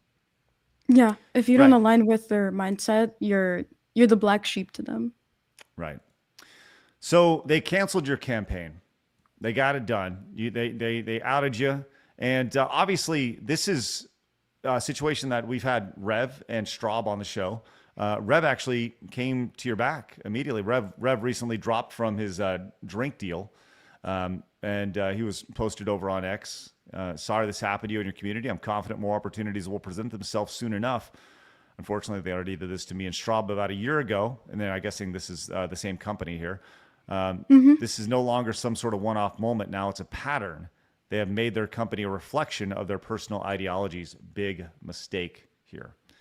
Like I said, we saw this with Rev and Straub. Straub came back, just an L for Makeship over here. Have they said anything publicly about this at all? No, they haven't actually, and I don't know if they ever will. I'm a small creator, so they can throw me into the trash bin, and they wouldn't think about me ever again. So I doubt that they're gonna make a public statement. I'll be really surprised if they do. But speaking about Rev and Straub, actually last night Rev had uploaded a video and I was streaming and happened to watch it. I took it up a little bit because both of them have been really sweet to me. And when Advance dropped them, I immediately left because I would rather stand by my friends and my principles than ever bend the knee to these people that would drop me really quickly. Atta girl. Hell yeah, let's go. Well, Leaflet quote tweeted your response. Your post about this just said they hate us, which it doesn't seem very accepting to me, does it? No, not at all. Honestly, they do, and she's been a super big sweetheart this entire time. I'm sure you're gonna. I don't know how much she told you about our plans, but I'm really excited to be working with her going forward. Well, why don't you talk a little about that? Because I think what's happening is exactly what needs to happen, and that is creating an alternative here. Yeah, absolutely. She actually backed the project, and she has backed other people's projects before, who were really good friends of hers, and they even reached out to her apparently to work with her, and she said no. And once I got the news, she was one of the first people that I told, and she got really angry at the fact that they did that. She actually did a reaction video too. So what we're going to be doing is a FUMO. She's released a couple, and they're really detailed. They're big and super adorable. So I'm really excited. She already put money towards the prototype and the design. I won't spoil which outfit it is, but I did do a poll to see what the interest was for people. Either my ice-inspired outfit, my military outfit, my office lady outfit, or my original, like the Makeship one. But I'm not gonna say which one it is. I think it's really important, and it's great that Leaf has kind of stepped up in this situation. We talk about this all the time, Phoenix, the idea of creating alternatives and like, look, this makeship company, this was a big mistake because what it's done is it's lit a fire under, you know, not just Celeste, but Leaf, and saying, hey, well, why don't we take this and scale it? Because I know Leaf, we've talked about this privately, Leaf and I, and you know, I think she has total interest in taking this idea and scaling it up. And that stuff needs to happen because we are in the process of creating parallel economies, one that sides with insanity and that, by the way, has a massive install base. And then another one that believes in reality that has to start from scratch. And that is you know, Phoenix, you talk about this all the time, having to sacrifice to get things going. But ultimately, in a situation like this, it's very important that people support campaigns. If you guys do launch any sort of campaign, Celeste, like it has to be supported, and it can't take 2 months. It has to take 2 days. You know, it has to be immediate, and to show them that, man, we ain't doing this nonsense. And you know, we see this with like Eric July, right? Eric July's like, I'm just gonna make some comics, and he is attacked consistently about just creating an alternative. You got to put on your bulletproof vest if you're gonna go to war, and that's where we're at now. We, you know, and I don't, you know, we have a pretty good idea of how we at Side Scrollers tie into this thing. I mean, I think the natural thought process is probably video games and content, right? Games just take a long time to produce. So, you know, so. The good thing though is like, you know, like the brave few that step up and make that sacrifice and go out there and try to create something new, whatever that is, a store, a movie, whatever it is, entertainment. The good news is that you will soon, it won't be long. You're not going to be alone for long, because that's going to inspire a wave of other people to do it, because everyone here is just on the side of normalcy. We're all just waiting for someone to do something, you know, if we're not getting off our own ass, then we're just waiting to see someone. And then the minute they do see it, it's going to inspire, you know what, hell, I'm going to start that business. I'm going to start this, and this. So the brave that step up, you're going to be rewarded. It's a guarantee. And you're also going to be the first to the market. And people are going to remember that. So I do believe it will be rewarded if you've got the cojones, if you will, to do Los it. cojones. You know? Yeah. Yeah, I totally agree. And sorry, I hope I'm not interrupting anybody here. This is you, baby. Let's go. I know Gen Z, for the most part, like very liberal, you know, hippie, peace, love, whatever. But I think I'm one of the fewer older Gen Z who have seen, you know, the millennials get really, and pardon my French here, screwed over by these ideologies. And I think, whoa, Celeste, relax with the language, okay? Oh my bad, I'll put the coin in the swear jar. My bad. And so I definitely believe that there is a group of us that are trying to fight back. So I want to stand with all of you and, you know, fight against this culture war, because enough is enough. And my generation has there's too much nonsense, too much.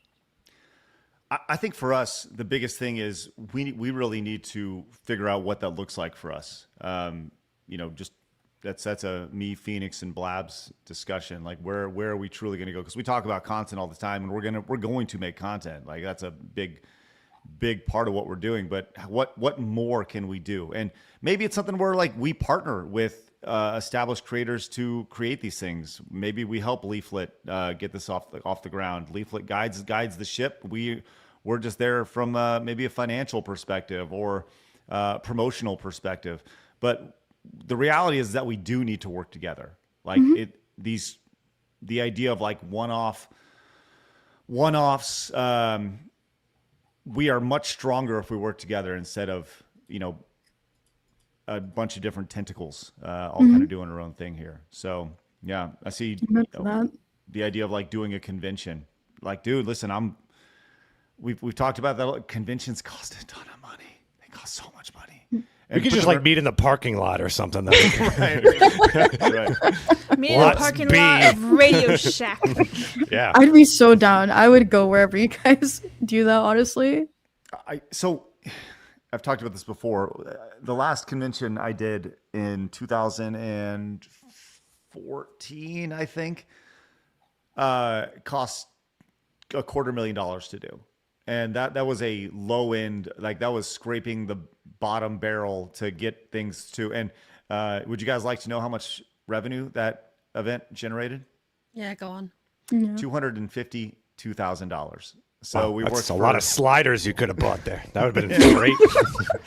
So we worked a year, and look, events are more like a marketing thing than they're not meant to generate a whole lot of revenue, right? But unless you're like a major company and get all these crazy sponsorships and stuff. But yeah, the event generated $2,000 for a year's worth of work. Now it created a lot of memories, and that stuff I would argue is almost as important. If you're building culture, those things are important. But that cost, mentioned specifically when it comes to conventions, has gone up dramatically since then.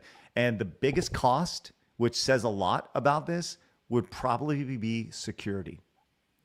That's you get a bunch of people who are just common sense folks together. There's a lot of people who really do not like you that can show up and cause some harm pretty quick. And that's something that we've legitimately have to think about, which is scary and stupid that that's even a thought. So anyways, well, Celeste, I'm glad you are landing on your feet. And I'm sure that the campaign that you guys put together will be absolutely massive. And I can't wait to see it be successful. Same here. It's going to be the biggest. Oh, man, I can't say the word. It's going to be a really big punch in the face to Makeship. Let's go. Love that. You can say middle finger. It's okay. Just don't do it, okay? I don't have hands. All right. I don't have any hands. What do you want me to do? Oh, man, that's funny. Aforementioned. Listen to this. This is just absolutely silly. Am I reading this right, Blabs? You absolutely are. A $200? Is that Rumble Rant or Locals? That is Rumble.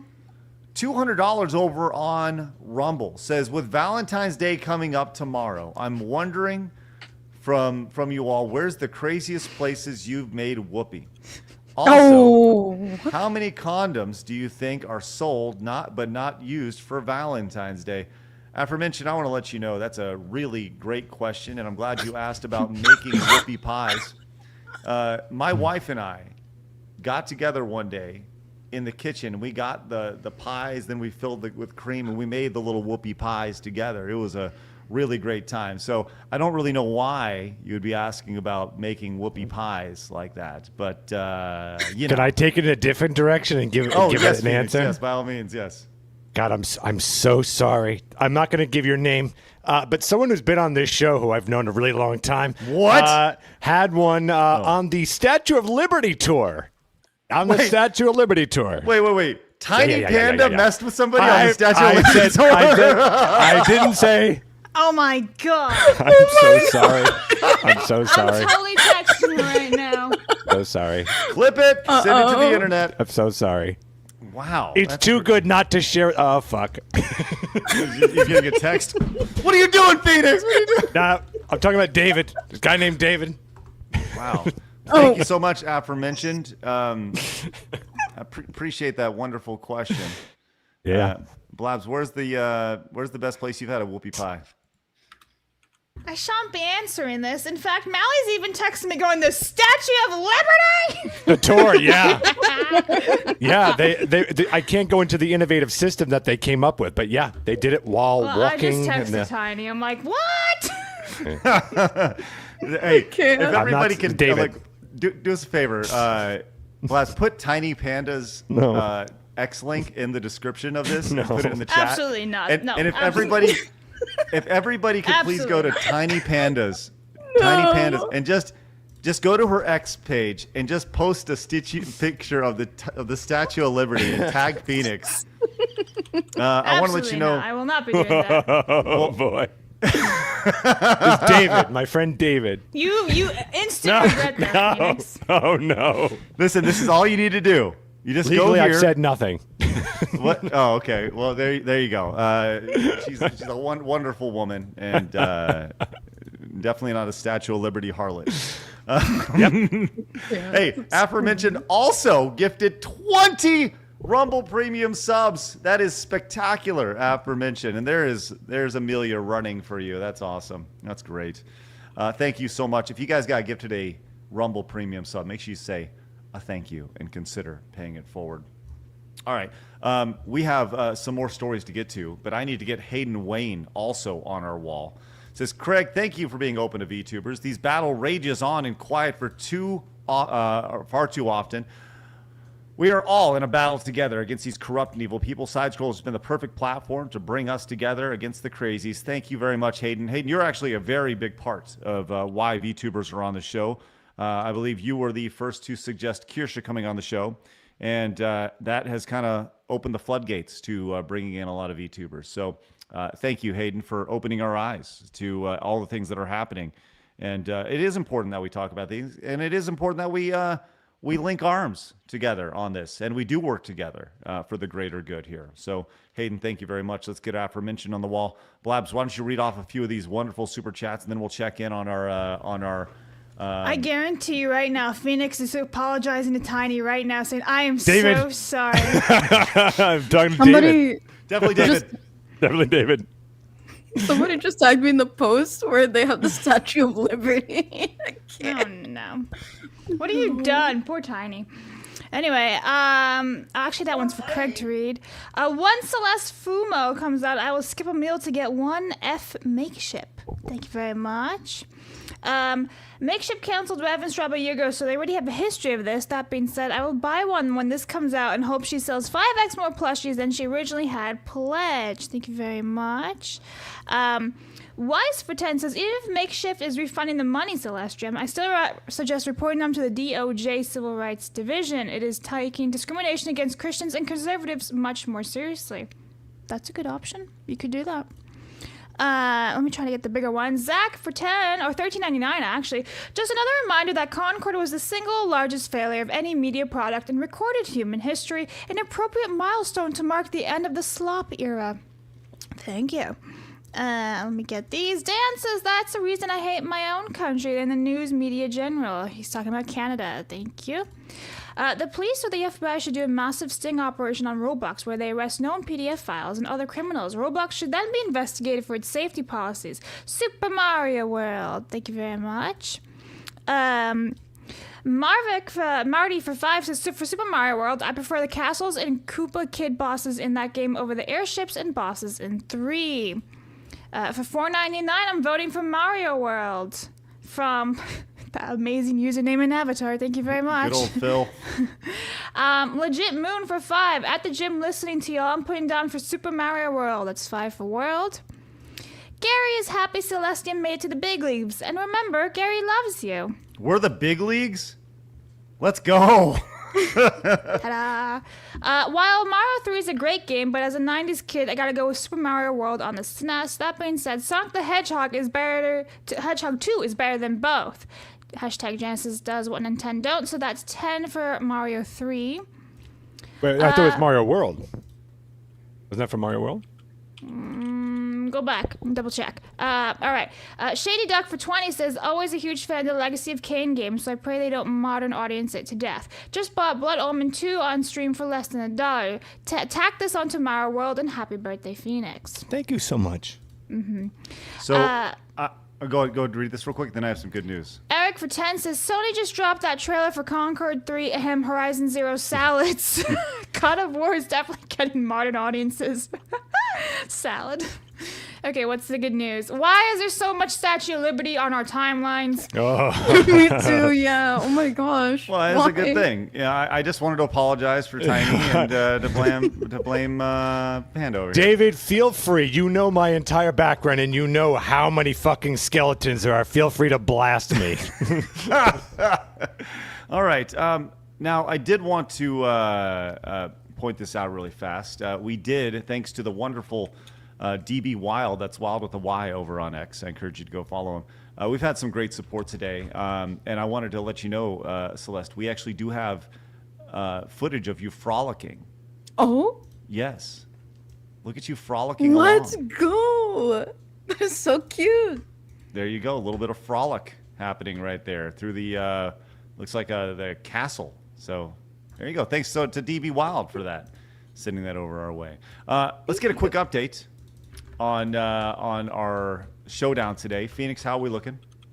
Yeah, okay. You ready for something really close? Here we go. It's $234.48 for Super Mario Brothers 3 and $231.47 for Super Mario World. Wow, Very close. Wow. $3 difference. Yeah, Mario World really just started to come in at the last 10 minutes. It really started to pile in. Oh boy. Okay. All right. Let's see how that finishes up. Thank you, Phoenix. Appreciate that.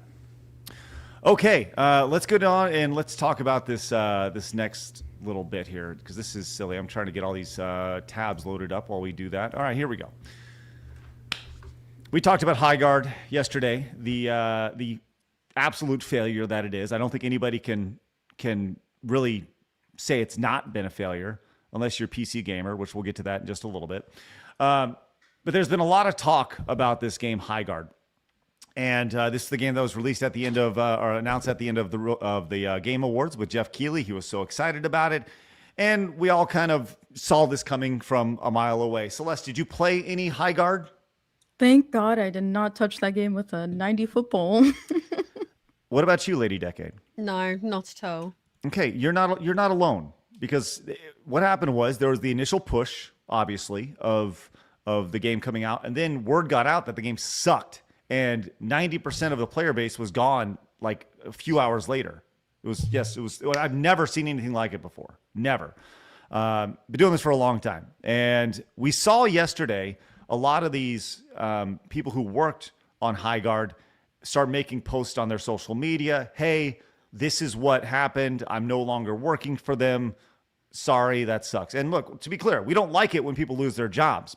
But there was an article posted on X yesterday, and it's gone viral, about reflecting on shipping my first game from Highguard. This is from Josh Sobel, the tech artist and rigger, formerly of Wildlife. That's, Blabs, what is that word there again?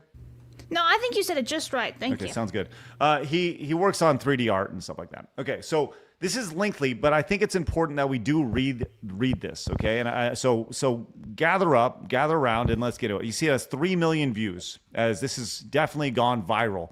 But it's important that we read this as best as we possibly can, least as I can, okay? Apologies for the length. Been wanting to say this for a while. The day leading to the Game Awards 2025 was amongst the most exciting of my life. After 2.5 years of passionately working on Highguard, we were ready to reveal it to the world. The future seemed bright. Everyone I knew who had any connection to the team or project had the same sentiments. This is lightning in a bottle. I trust this team wholeheartedly. If there's one project nobody in the industry is worried will fail, it's yours. This has mainstream hit written all over it. There's no way this will flop. I could play this game all day. These are all things that, hey, anybody who played the game said this game is on fire. This is going to be the next mainstream hit. And you know who was a part of that, by the way? Jeff Keighley. Yep. Right? So the internal pre-reveal feedback, even from unbiased sources, was quite positive. And where it was negative, it was constructive and often actionable. People who played the game, including us, had a blast. And since we were an independent self-published studio built with royalties in mind, many of us were hoping this could finally be the thing that broke the millennial financial curse. So they were all lined up with their hand out, ready for this thing to be successful. But the trailer came out, and it was all downhill from there. Content creators love to point out the bias in folks who give positive previews after being flown out to an event, but ignore the fact that when their negative leaning content gets 10x the engagement of the positive, they've done just as much incentive to lean into disingenuous direction, whether consciously or not. Okay, so here it is, the quick turning of the finger. The hate started immediately. In addition to dogpiling on the trailer, I personally came under fire due to my naivete on Twitter, which almost all of my now former coworkers had learned to avoid during their previous game launches. After setting my Twitter account to private to protect my sanity, many content creators made videos and posts about me and my cowardice, amassing millions of views and inadvertently sending hundreds of angry gamers into my replies. games. They laughed at me for being proud of the game, told me to get out the McDonald's applications, and mocked me for listing having autism in my bio, which they seemed to think was evidence that the game would be, quote, woke trash, which, by the way, I don't think I saw anything about this game being woke at all. Blaz, did you see anything about this game being woke? No, I've been telling everyone since day one. It's not actually woke. It's just a shit game that has no clear objectives. Yes. All this was very emotionally taxing. There is much constructive criticism that can be and has been said about Highguard's trailer, marketing, and launch, but I don't think it's my place to commentate on that. I also don't think there's any way to know whether the launch would have fared better or worse without the massive spotlight that it was thrown onto us in response to the Game Awards trailer placement, but we never got that chance. Victim. We were turned into a joke from minute one, largely due to false assumptions about $1 million ad placement, which even prominent journalists began to state as fact. Within minutes, it was decided the game was dead on arrival. The creators now had free rage bait content for a month. Every one of our videos on social media got downvoted to hell. Comment sections were flooded with copy-paste meme phrases such as Concord 2 and Titanfall 3 died for this. At launch, we received over 14,000 review bombs from users with less than an hour of playtime. By the way, that should probably tell you everything you know about the game. Many didn't even finish the required tutorial. In discussions about Highguard, Concord, TXKO, and such, it is often pointed out by gamers that devs like to blame gamers for their failures. And that's silly, as if gamers have no power. But they do, a lot of it. And I'm not saying our failure is purely the fault of gamer culture and that the game would have thrived without negative Discord, but it absolutely played a role. All products are at the whims of their consumers, and the consumers are put absurd amounts of effort into slandering Highguard, and it worked. Many of Highguard's former devs will now be forced to assimilate back to actual corporate industry many gamers accused Wildlight of being a part of. Now, every time someone thinks about leaving the golden handcuffs behind in favor of making a new multiplayer game the indie way, they'll say, but remember how gamers didn't give the Wildlight a chance? Soon, if this pattern continues, all that will be left are corporations, at least in the multiplayer space. Innovations is on life support. Okay, so let's go stop there. Lady Decade, this is the first time you've heard this, and we'll continue because there's more here. There's a lot more here, but we'll finish that here in just a second. Your thoughts on hearing that? Okay, what I'm seeing there, sorry, I had my glasses on, so I'm really paying attention. There's a lot of cognitive dissonance going on there. So it's obviously been in receipt of an awful lot of toxic positivity by the looks of it. It is coming across to me that they don't seem to realise that the proof is in the pudding. That's literally it. If you don't want to receive the ire of the internet, don't make a shit game.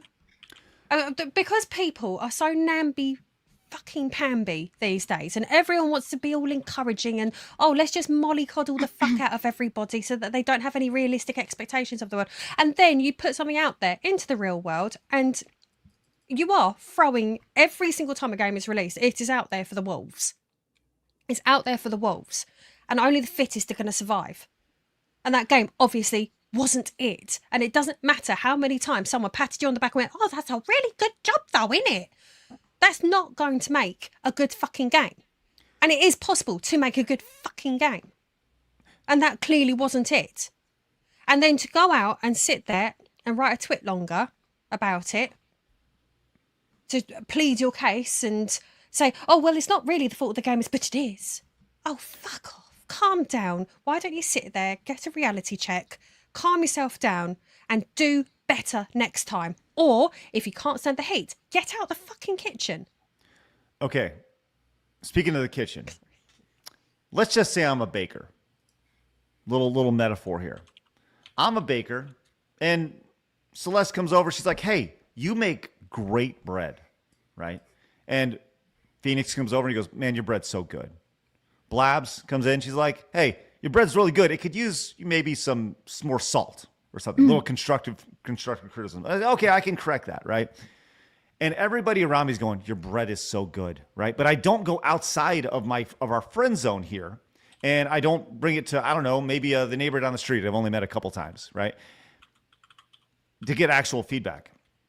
I then open up a store that took 4 years of development on. It took 4 years for me to flush out this store and perfecting my bread. And I release that bread, and everybody thinks it's the most generic bread ever. As a matter of fact, the guy over there having a nice loaf of bread that he's been eating for the last several years because it tastes good in his sandwich, he doesn't want to put down that bread to come have my bread because there's nothing great about it. It's just generic bread. It has no flavor.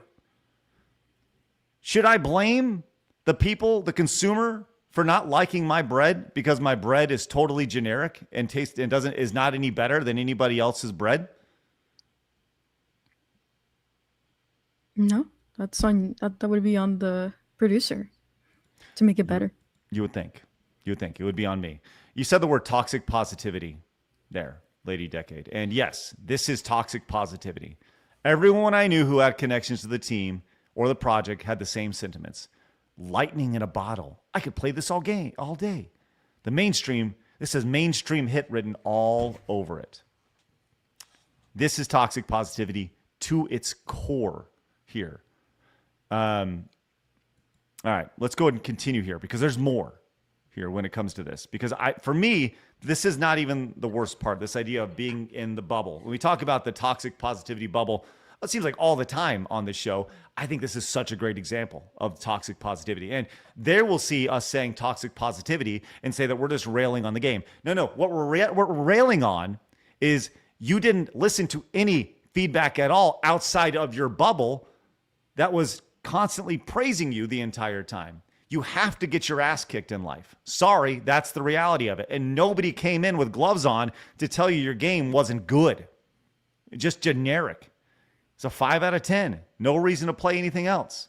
Or according to IGN, a 7 out of 10. Can I just say real quick, too, Yes. just imagine if someone came out from that team and just like, welp, that didn't go as we planned. And then you go like, listen, guys, we put our heart and soul in this. Sometimes you get things wrong and, we want to try and do better. We're going to listen to feedback, You do that and people are suddenly behind you again. Like you do a little joke, a little bit like, a little humility, and suddenly everyone's rooting for you. When you do something where you're just on this blaming everybody else tour, like it never works out right. It never, ever works out. Well, it continues. It continues here with this post. And I want to continue this because this is the part that I think most people are missing when it comes to this. Even if Highguard had a rocky launch, our independent, self-published, dev-led studio full of passionate people just trying to make a fun game with zero AI and zero corporate oversight deserve better than this. Here's the reality. You don't. Because your game is being released against those companies that have AI, that have corporate oversight. Whether you like it or not, when you step into the arena, you don't deserve shit. That's the cold, hard facts of it. If you're not good enough, you cannot compete. And Highguard was not good enough to compete. We continue. We deserve the bare minimum of not having our downfall be gleefully manifested. Phoenix, you said this yourself. They're doing it to themselves in this situation here. I have no sympathy. But let me tell you the worst part here. I wish the best of luck to the few who remain at Wildlight and hope Highguard can stay the course. I still believe in it, and so do the fans we reached. You reached. We continue to champion it on subreddit, Discord, Twitch, and social media. Even though this adventure has come to an abrupt and emotionally challenging close, I don't regret 1 second of it. Here is the part that I have the most problem with. Also, I want to shout out some incredibly supportive journalists and creators who genuinely made a night and day difference during the past 2 months. All these folks deserve far more credit than they get for their empathy, intuition, and integrity. Okay? These creators right here, these folks, this is toxic positivity. This line right here, supportive journalists. That sentence should never exist. If you are a quote-unquote journalist, you should not be supportive to any project. That defeats the idea of being fair and biased. You are no longer a journalist. You are a propagandist at this point if you're going to champion things. And I said this over here, flies in the face of everything a journalist is supposed to be. It's not impartial. At this point, you're not a journalist, but a propagandist and or activist. This is a massive red flag. These folks right here, Fran, over at IGN Forever, these folks, I got a couple people from Kinda Funny over here. All these people should be called out. This is your problem.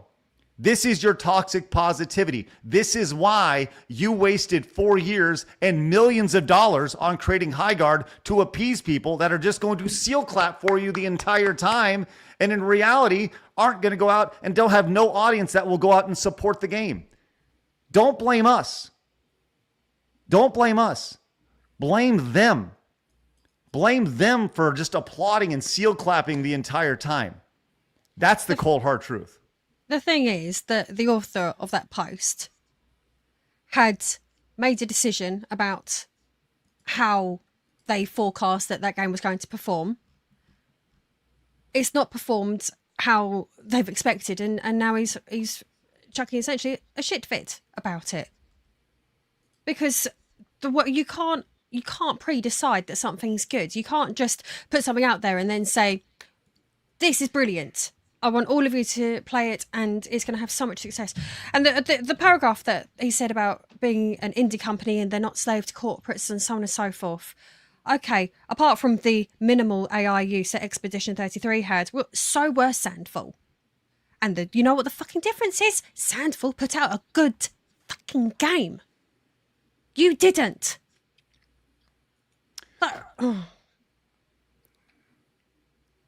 Celestium, you got anything on this after hearing that and kind of look, for me, this comes down to very simply, it's not our fault. It's your fault, idiots. That's what it sounds like to me. Love to hear your thoughts, Celestium. Yeah, I hadn't heard about Highguard until maybe a week or two ago because I follow Doki Bird and she's into FPS games. I don't know if you guys know her, but she's a really amazing VTuber and she's into the FPS scene. And she gave some really, really constructive thoughts. Obviously the game was garbage, from her point of view, but she gave some really good advice. They didn't really think about the players. They made it really grindy. 5v5 mode, what if you don't have anyone to play with? What are you supposed to do? It didn't seem very user friendly, if that's the right terminology to use here.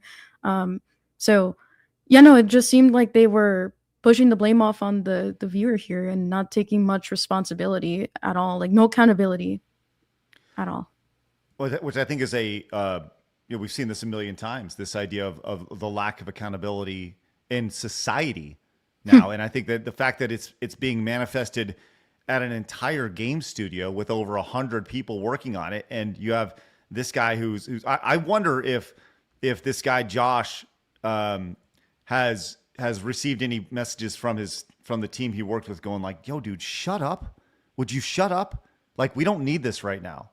And to be clear, I emailed Josh and I was like, hey, do you want to come on and have an honest, real conversation about this? And he declined. He's like, I just need to process this in my own way. Cause I understand giving him space because this is obviously a very traumatic thing that's happened to him. They thought this was a surefire hit. He was counting on this to end his poverty or whatever he said in there, he had high hopes for this, but the invite is open, and it's open whenever he is done decompressing. Because I think having a realistic discussion about this game is actually super important, because I truly don't think that him or the developers who got fired understand that their game just wasn't fun. And that's the crazy thing about it.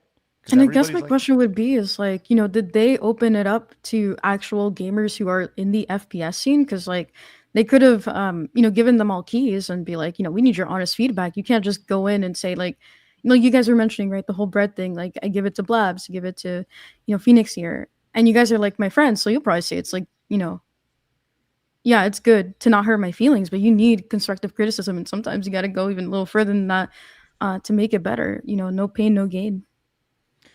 The amount of times that I've thrown out an idea and Blabs and Phoenix have been like, what? That has to happen. Whether it's internally or whether it's externally, it's honestly sad to see that he still has the blinders on and they still have the blinders on. And he has been pointed out on X. This is from Thomas Mahler, who is from Moon Game Studios over here. He says, I think it's time we talk about something uncomfortable. Over the last decade, social media has fundamentally changed how people experience reality. Social media algorithms reward agreement, and then communities form around those shared views. Dissent gets filtered out. Over time, you stop hearing actual criticism because you're right, or not because you're right, but because you've essentially curated it that way. That certainly feels good in short term. You feel validated all the time. You start to feel that you're special because you surround yourself with people to tell you that you are, and you're telling them that they are. And you're all one happy fucking family full of very special people. And that creates a dangerous illusion that your bubble represents the actual world you're in. Then you get a reality check. You ship a product, you release a film, you launch a game, and suddenly you're not being pampered anymore. And it feels shocking, almost offensive. Because how could you have been wrong after you've been told you're right so many times over and over and over again? I think it's such a great thing right there. And he's 100% right. 100% right here. Kotaku, though, going to bat over here. Once again, we talked about this guy yesterday. This is the senior writer for Kotaku. The amount of reactions to this post proving the post's point is off the charts. Oh, shut up. Yeah, I don't know if I retarded. trust Kotaku for anything, honestly, when it comes to games and anime culture. Or anything. Or anything, right. Tell me again how disconnected you are with the audience. Again, keep in mind, this is the guy who said this game was super fun yesterday on the show, if you recall me pointing that out. And then we had this viral post. If a streamer loses 90% of viewers in one stream, bad streamer. If a restaurant loses 90% of customers in one day, bad restaurant. If a series loses 90% of its audience, one episode in, bad series. But if a game loses 90% of its players in 2 days, it's the player's fault? Preach. Yeah, I mean, I think this is just common sense. If that game was really good, no matter what, so you would have had the flood of first people coming in with people to be just to meme on it or whatever. But then if it was a really good game, you'd go, you know what, actually, this is actually not that bad if it was really, really good. So this whole thing of... I don't know, when has it ever worked blaming the audience for anything? When has that ever paid off for any company or individual? It never, ever does. Never. I don't know why they keep going to that tactic other than these are just man babies. I think you nailed it. It's man babies. Coddled man babies built around that have been in toxic... That's the thing. Toxic positivity. This is a phrase that has come into the zeitgeist over the last couple of years, which needs to be addressed. It is just as bad as toxic negativity, if you will. I would say it actually does more harm than just going around telling everybody how great you are. Well, you see this, it started with the entire trophy generation of you're so great. It's so I was just gonna say that. Not that I grew well, I know it started with like the millennials and stuff, but like even Gen Z, like everyone was getting, a trophy, or if you participated, you did really great. And I never liked that because, I'm someone who's like, if you don't earn it, if you don't work for it, what does it matter in the end? Like, sure, you can do an okay job, but there's usually someone who's better than you. And, merit is merit at the end of the day. Just try to do better next time. I coached my daughter's soccer team one year and for several years. And, we only gave trophies for first place. And, good. Yeah. And the only, when we won, they felt like they earned it. Sure. Like we were given like little medals and trophies for finishing, second or third or whatever. I didn't even hand them out. Wouldn't even hand them out. And some people say, oh, you're a jerk. No. That means when they got one, they earned it. They felt good about it, And you wonder if Highguard is just another example of a trophy generation, It sure is. Like I'm so in my career in the past before Side Scrollers, I actually only I only wanted to hear the negative. I have no interest in positive anything because it doesn't do anything for me.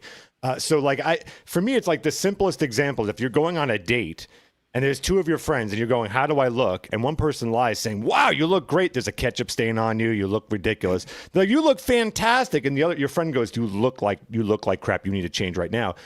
That person just saved you of embarrassment, and now you may even have a successful life partner for the rest of your life. Where the one that just gave you that momentary good, I feel good for a minute, you just ruined everything else past that moment. So in the long run, it does you no good.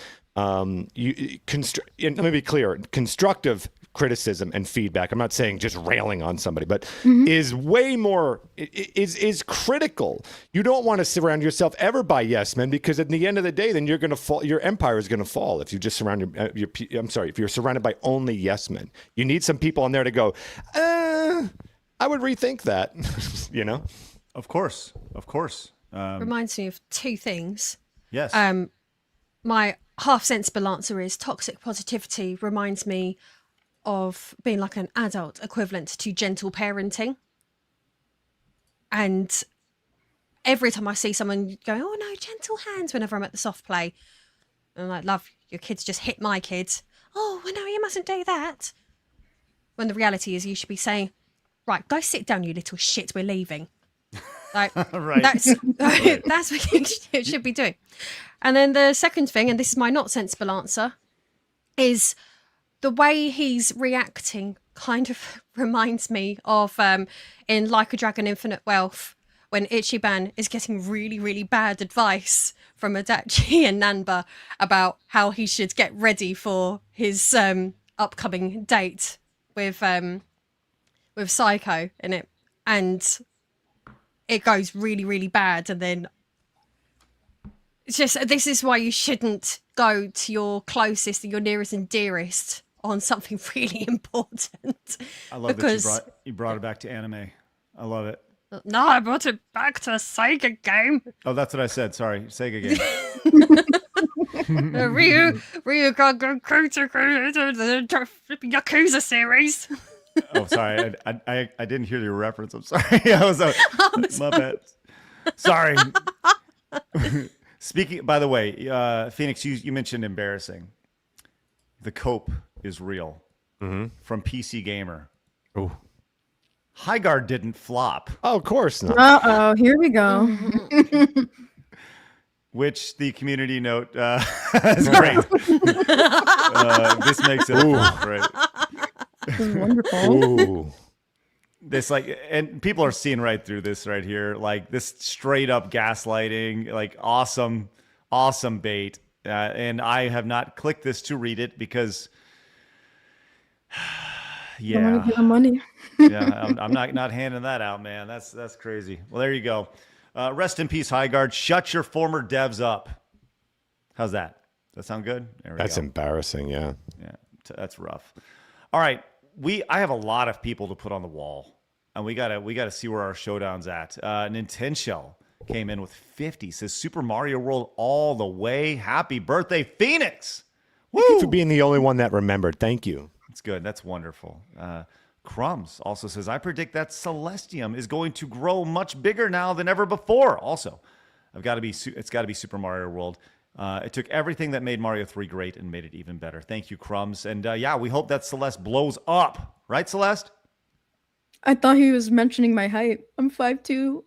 I could use a couple more inches. We can't do anything about that. We cannot. But you just got squeezed really hard and hopefully you grow. Just surround yourself by toxic positivity. You're so tall. Wow, really? You're right. Delusion, here I come. Game Master came in and says, if you didn't know, I urge you guys to look up a game called Faith Unholy Trilogy to find a reason why Gary loves you. P.S. Mario 3 Airship music gave way to some of the best themes in animation in OG Super Mario Brothers Z. Thank you, Mario Galaxy. Thank you, Game Master, for that. Was that for 3? That is for 3. Laguna Cloud says toxic positivity, manifesting, fake it till you make it are all methods of attempting to ignore reality to quote hope that you make it your goal. You can hope for your outcome, but ignoring reality always comes with a price. Mario 3 is the GOAT. Wow, this is back and forth. This is ping pong right now. We have Game Hunter Sirius says, "Hi Celestium, would you like to be a VTuber summoning in the Asmongold Kirsha JRPG? The summoner is Asmongold's VTuber daughter, Cassie. I'm creating the world map, races, and kingdom. Money to Mario 3 with a little bit of frolic right there. 50 for Mario 3. I would be honored. Oh, that's excellent. Oh man." What? It's so close. Well, let's hold on. Let's see. Yeah. We got 20 from Zorak. Says world beta. There you go. Let's see. I want to make sure we get we'll read all the super chats here, just because this is going to be close. Sylphin came in with 10. Says, "Celestium, I hadn't heard you before this, but always remember the words of Miriah in Faith and Fire. This is how the God Emperor test our faithful sister. He shows us our greatest fears and has us overcome them." Oh, wow. It's wonderful. Very nice. Awesome. We also have Tenarian says, "No more games made for modern audiences. I want them to be made for chuds. That way they might actually sell a few copies. Put some boobs in it. Make it not lame and gay. Bob's your uncle. Why is it so hard? $10 more for Mario 3. And Poppy!" Tenarian, we're going to hold off on Poppy here because I want to get Celestium frolicking for you right there. Okay. And, I love that so much. I'll make sure we send it to you. Servant of God says, "Celestium deserves better than having the fools at Makeship bend the knee to the mob. Also, we need to start mocking these fools for being knee benders more. They all need Bud Lighting." Thank you, Servant of God. And speaking of Servant of God, Jesus came in with a gifted sub to the channel, Jesus Davila. That's outstanding. And this is insane. For some reason, the alerts are not going off today. But I do need to mention that our golden queen has arrived. As Shamsa has directly donated not $1, but $2,000. I can do Wow. developers, No. yeah. Or Blabs Dance. It's whatever you want. Both. Developers. Developers.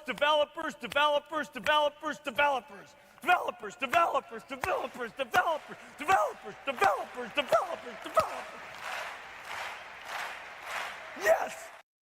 Can we please get crowns in the chat? And That's insane. Shamsa says, "Does this even work?" Unfortunately, the notifications did not work today, Shamsa. I will look into why that happened. Did you turn it off before? Did you pause it? I don't know what I did. Okay. But I will say this. Who is this guy? It's Crazy Ernie. Is that good? That was pretty good. Thanks, appreciate that. Blabs, why don't you read off some of these here? I'll get the giant one from Jim Farm here in a second. I'm going to get these folks on the wall. Hi, Jim Farm. Okay, Tether for 20 says, Nux Taku gets a lot of slander. You guys should bring him on with Kirsha. He was really cool when she got slandered, all right? I will screen grab that name. Thank you. Okay. StreamYards. Okay. Ibram for 20 says, in honor of Valentine's Day, small little confession. The weirdest place ever was the turret of the USS Little Rock. Attaboy. That's interesting. Okay, you do you, boo-boo. Rogue for 20 says, is Highguard Concord 3 or 4? Honestly, I've lost count at this point. Also, my money's on Mario World. Had way too much fun playing that as a wee lad. That's 20 for World. And then Pookie for 10 says, the conflation of the left of gentleness and kindness is at the core of their medic warfare to turn your own moral institutions against you. It's why they are susceptible to toxic positivity. That's big words. Thank you very much. Shall I grab that big one right now? I got it. Okay. Jim Farm came in with the $99.99. Oh no, I think Jim Farm wants to see a little bit of frolicking. Let's get a little Celestium frolicking on the bottom. It's at the bottom blast. Another weird thing from Makeship was that I backed the project, bought 2, and Makeship didn't go up by 2. The next day, the counter was at 196, and I bought 4 more to get Celestimart to 200, and counter didn't go up. Money for Mega Man. What? 50 off each? Is that the idea? Yeah, I think remove 50 for both of them. Yes. Okay. Yes. Jim Farm, thank you so much. Let's get you on the wall, my dude. Jim Farm. He's such a great guy. Yeah, well, how great is that? That's wonderful. Let's go. All right, Phoenix, we need an update on this. This could get nuts. Are you ready to share our current side scroller showdown? Yeah. If you were watching this, Blabs could attest to this. It was like within pennies at one point, back and forth. Then it would go up $1 or $2. But right now, it's a little bit more of a lead. Here we go: $353.98 for Super Mario Brothers 3, and $388.48 for Super Mario World. So it's very close. I have an close. idea here. Shamsa, if you're still watching, can you DM me on Instagram and tell me what you want to win? We'll put that in there. Shamsa, please put 1,000 on each. Yeah. Just do 1,000 on each right there. All right. If you're still here, hit me up on Instagram. I'll check it. Praise Shamsa. How great. Yeah, thank you so much. Just enormously ridiculous. kind. All right, we do have a little bit more to get to, and this is where we're at right now. We have a real quick one last check on this. I want to see how close we are, please. Yeah, at the moment it's $353.98 to $388.48. So $35 difference. Yeah. Okay. Yep. Thank you for that, Phoenix. All right. So it's close, and that is relatively close. All right. Thank you guys very much for your support. So once again, today is the official decision on whether or not Mario 3 or Mario World will be the greatest of the two. And one of those developers will apologize on X for that. Yeah, I listen. Shigeru Miyamoto is watching. World. Listen, I just got a DM from Miyamoto. He is shocked by the results right now. That's all he had to say. He said, "I'm shocked." Right, Blabs? Absolutely. Yeah, sounds good. Okay, holy moly. We have Today in Gaming History here in just a second.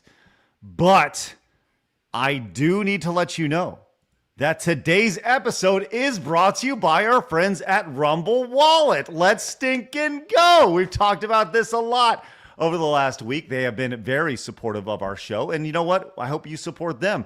Look, I can read off this script, or I can just tell you everything you need to know about Rumble Wallet, right? Look, it's about holding on to your money. It's about you having control over your money. It's about you making sure that if you want to use your money, you can use it. You're not going to get debanked. You control it, not big tech. It's all about you. And you can buy Tether Gold. You can buy Bitcoin. You can buy you can buy the digital currencies. And then you can go in and support your favorite creators about it. You can use it. And I'm going to say this right now. I know that Rumble has bigger plans when it comes to Rumble Wallet. They want this to be an alternative to PayPal. And I fully encourage you to download Rumble Wallet. You can use, if you're watching over on Rumble or anywhere besides YouTube, you can click the link to check out Rumble Wallet here and download it. If you are watching on YouTube, we'll make sure we put a link down below so you can download it and check it out for yourself. I am a big believer in what they're doing over at with Rumble Wallet and just creating an alternative. We talk about alternatives all the time. This is meant to be an alternative, and people have taken to this in a major way. I fully encourage you to check it out. Rumble Wallet, the link is, once again, down in the description. Whether you're watching on Rumble, we'll make sure to put it down on YouTube. Once again, they support us, so please support Rumble Wallet. Buy some digital currency, and then you can support your favorite creators with it, and then we'll turn around and support other creators with it, which is great. Appreciate your support. Thank you guys for everything, and go download yourself some Rumble Wallet right now. All right. Thank you guys very much. Sorry, I needed to make sure I let everybody know how the great support from Rumble Wallet. But let's go ahead and get to this real fast. Oh, shenanigans. Plague Doctor came in with 20. Says, to get taller, there's a device called a rack. Might help. Blabs, regarding your turtle fight video the other day, not too many people know this. But, oh no. What a great reference here. It says, not too many people know this, but the turtle is nature's suction cup. Which that's a reference to UHF. No. Right there. Dude, do I want to ask what? How much is that for? That's $20 for Mario World right there. Thank you for that, Plague Doctor. That is a reference to the 1988 classic Weird Al classic UHF, which just know it's great. That's a phenomenal reference right there. Okay. Blabs, are you ready to disappoint everybody? Born ready. It is a day ending in Y. Friends, it's time for Today in Video Game History. Today in gaming history with Blabs. I like orange. She sure does, everybody. All right, Blabs, what do you got today? Anarchy. There we go. Oregon Trail I was released in 1995. We have Donkey Kong Country Tropical Freeze released in Japan in 2014. And then Avowed is 1 year old today, releasing back in 2025. Ta-da! I think people love Avowed, right? I don't know much about it, but I think people swear. Am I wrong on that? Yeah, you think you're wrong on that. Oh, I am? They Okay. also suffered from toxic positivity. Oh, I did? Okay. Yeah, Did yeah. it? I don't know. I think it was all right. I can't remember. There are literally, I just want to point out right now, there are literally dozens of people playing Avowed right now. Let's play the game real quick. Lady Decade, how many people do you think are playing the video game Avowed right now on Steam? I'm going to say 14. 14 from Lady Decade. Celestium, I don't know if you're familiar with this game, as why would you be? How many people do you think are playing the masterclass that is Avowed right now? 3. 3, okay, all right. Phoenix, any guesses? I'm going with 35. 35. Well, look, they are far exceeding. I didn't get to guess. Oh, I thought you could see on the thing. Yes, So Blabs. rude. Don't skip Blabs. Man, every time, man, I'm just cast aside like some spare tire. Anyway, I want to Bag of moldy tangerines. Yeah, listen, I figured it's like a very mid-ish game, so I'm probably gonna say like 200 or so. Blabs is the closest without going over, as this game, 1 year into its cycle, has 352. Yeah, like I players remember right just now. being there. It wasn't bad. It wasn't great. It was kind of there. Yeah. Is it a first-person shooter game? One of those? That what it is? No, I know it is nothing about it. A first-person fantasy RPG. Oh, okay. There. So there. Yeah, that was released. This is a big. Yeah, this is an Xbox like published, big old game here from Obsidian. So. So Avowed was released 1 year ago. Some other noticeable games that you missed today, Blabs. I didn't miss shit. Okay. On February 13th include Resident Evil Dead Yes! End for the I have that. PlayStation 2. I knew you would. Of course, yeah. I can grab it if we need it, yeah. I've never played Oregon Trail 2. No, that's I get it right. Oh, sorry, Blabs. Thank you. I don't know why you would play that, but all right. Zone of Enders, second runner. Ghost Rider. Ooh, Ghost Rider. Ooh, wow, she got so excited. Wow. Right there.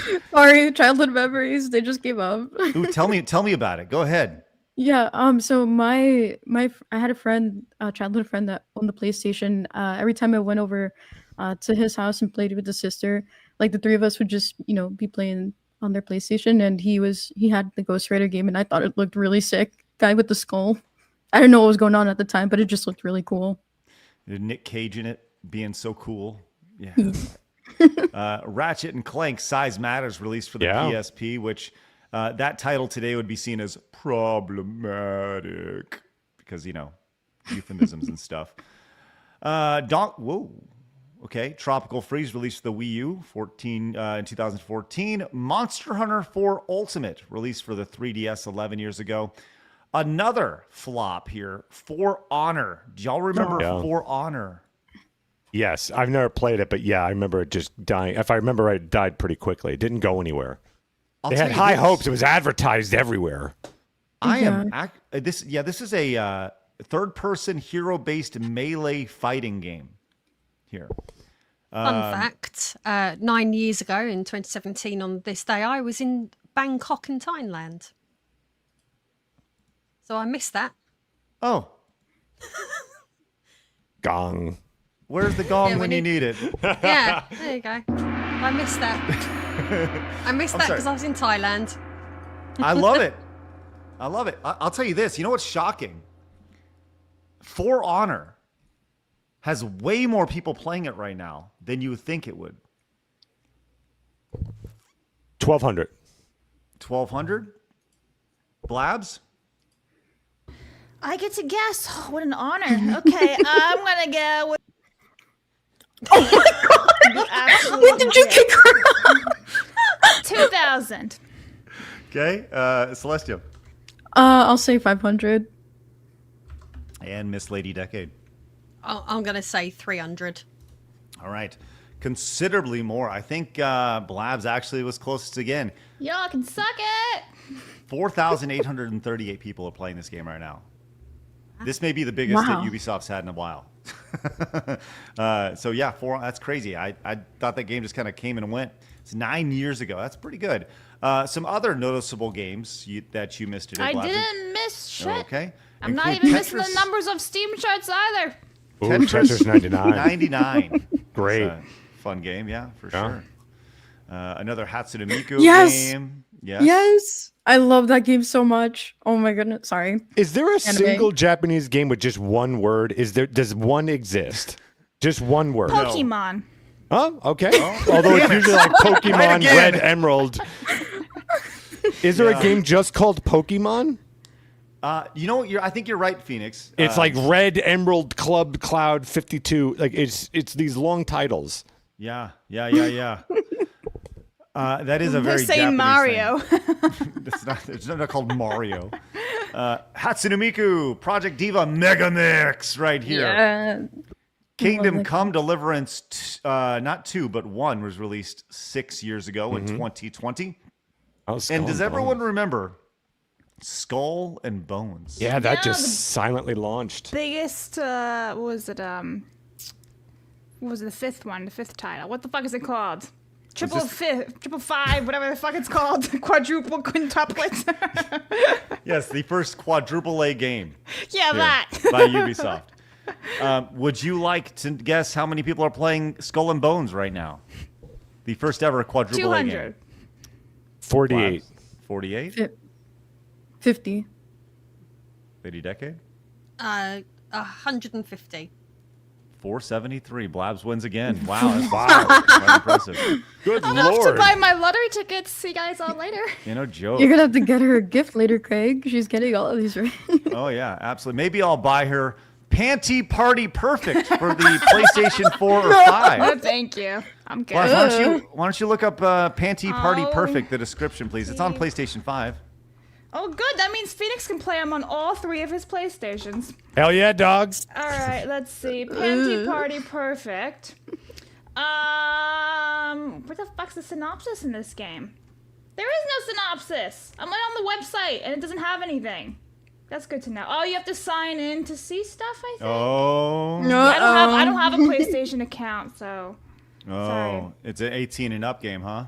I guess. Yeah, I'm not really able to see stuff. Just do a quick Google search for Panty Party Perfect. I mean, I can see some of the images, and like, you gotta go find all the underwear and stuff. There are images floating around all over these maps. Like, oh look, like that meme of Family Guy. Ooh, a piece of candy. Ooh, a piece of candy. Well, it's basically that with like panties. Ooh, a piece of panty.